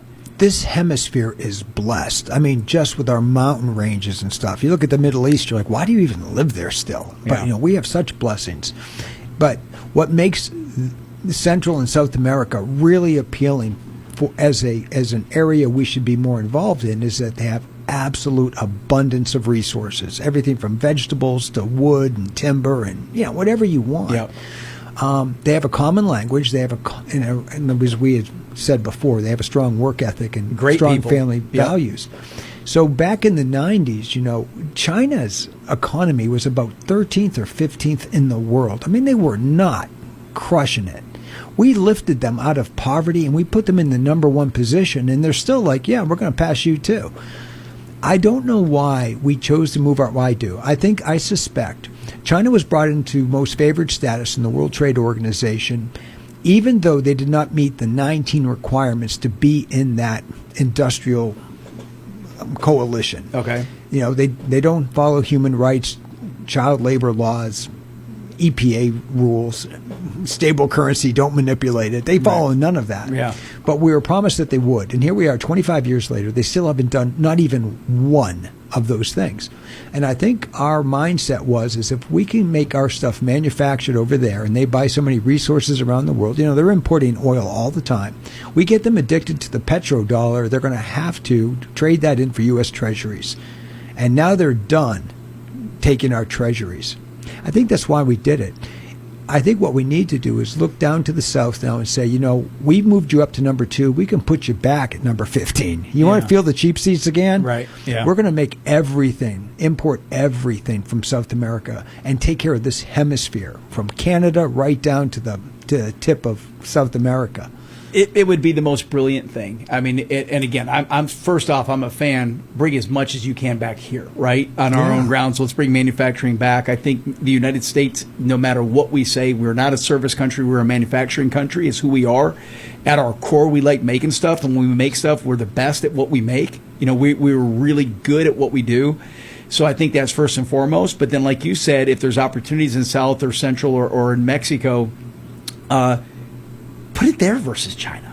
Oh, yeah. And so we watch China. It goes back to the Belt and Road Initiative. We watch them build them ports and build railroads. I kid you not. Remember the Build Back Better under Joe Biden? Yeah. All right. Look up Build Back Better worldwide. His response to the Belt and Road Initiative, we offered South America increased 5G internet capacity. I kid you not. inclusion training, all that woke training. Oh, God. We were going to help them Yeah. with transgender identity education. And they're all like, yeah, you know what? I think I'm going to take the bridge. Yeah. Oh, my Lord. It's bizarre to think we're not even just barely a year removed from that toxic, woke ideology that had just permeated our entire federal government and many state governments across this country. And thank the Lord, President Trump and his team have stepped in and are removing this. It's bizarre how much they've gotten done in just 1 year, but to unwind 4 years, really 4 years plus of that just creepy ideology, it's not going to get fixed overnight, but it's getting fixed quick. Well, we know they want bridges. If you go back just a few weeks ago and look up bridge collapse, China, brand new bridge. I saw that. Yeah. We covered that on the show, remember, about a month ago. Yeah. It took longer to build than it lasted. Oh, that was. I remember when they were showcasing that was basically like a modern marvel, right? That was one of the 7 wonders of the world. This was the 8th wonder. Until it wasn't. And that thing collapsed. I was joking around about it. I'd hate to be the engineer that designed that one. But so to your point, though, we're the country that loves to build stuff. So we look down there and say, what if we send our engineers down there? What would your ports look like? What would your infrastructure? What about airlines? Can we get you going with some runways someplace and really take advantage of this? And I'm really about raising up other people's lifestyles. We're all here for a couple 80 orbits of the sun and we're gone. And That's I'd right. like to let everyone. Can you imagine being born after 2001 and never knowing a year of peace in this country? Yeah. I mean, we've become a lockdown state. People are afraid of other people with water bottles too big going on the plane. Yeah. No more than 4 ounces, Chastity, when you travel. Remember that. Mitch, we got just a couple minutes left. Any closing thoughts on what we just saw take place? Again, I'm going to dig into the post-era of Venezuela tomorrow with Alan Sims. I'm kind of interested to get his perspective. But for the events leading up to, I think you did a great job of kind of giving us a snapshot of China's influence in Venezuela, why we had to act, who Maduro was. But is there anything else that we're missing as it portrays not just of Venezuela? I talked about Mexico. Are there other countries? What about Cuba? What about Colombia? I mean, Cuba's on our doorstep. Sure. I would say I'm a trust Trump guy. I know sometimes you're like, he's off policy, he's off this. Well, the number one rule of offensive operations in the military is you don't tell your opponent, your plans. Right. What's your intention? You keep them guessing a little bit until you're done and you say this is happening. But I'm hearing whispers that Cuba's in trouble. Well, I think that Cuba should have been brought back into the fold years ago. I don't know if it has something to do with the Kennedy assassination, why they've been punished so brutally. But there's another area that we really need to lift up for the good of our hemisphere. Because, again, the Russian Navy's pulling in there, Chinese Navy's pulling in there. We have a naval base on one end of it. That's right. Isn't that bizarre? Yeah. Isn't it? Let's unleash that economy and turn things around. But I want to trust in Trump that he's going to do the right thing. Same with Mark Rubio. They know what they're doing. There's a long game set, but we're not patient people anymore. We want to see that thing put up on TikTok, tell us what happened, then we're moving on to tomorrow's news, And just to shift gears, talk politics for just a second, I think when you look at the roster of potential Republican candidates to follow in Trump's footsteps, so when Trump's presidential term comes to an end, you're going to have a litany of names that are going to be thrown on the Republican side, and I think our dossier is long and qualified. Oh, the bench is deep. The bench is deep. When you talk about J.D. Vance and you just mentioned Marco Rubio, that dude, I mean, I think he's shining right now as Secretary of State. You know what? He really is. I mean, he's really impressing me. Yeah. A couple of years ago, I kind of mocked him too a little bit. Yeah. Like, he thinks a lot of himself, but he has really grown into a statesman, and that's what we're missing now. People that are statesmen. Yeah.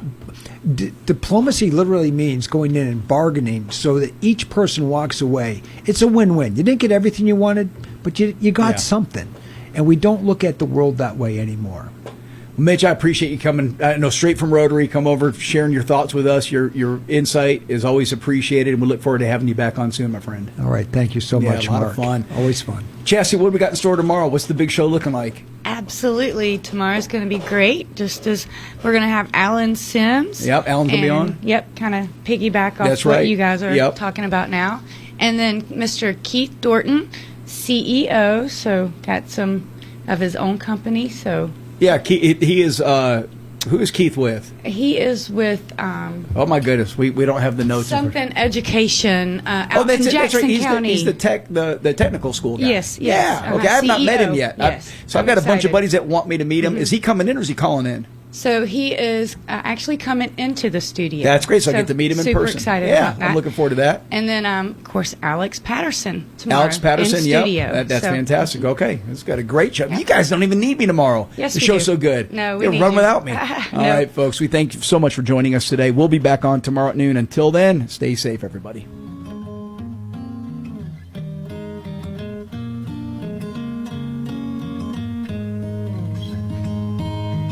Q92.3 WMOQ FM, Bostwick, Monroe, Madison. Your home for real country.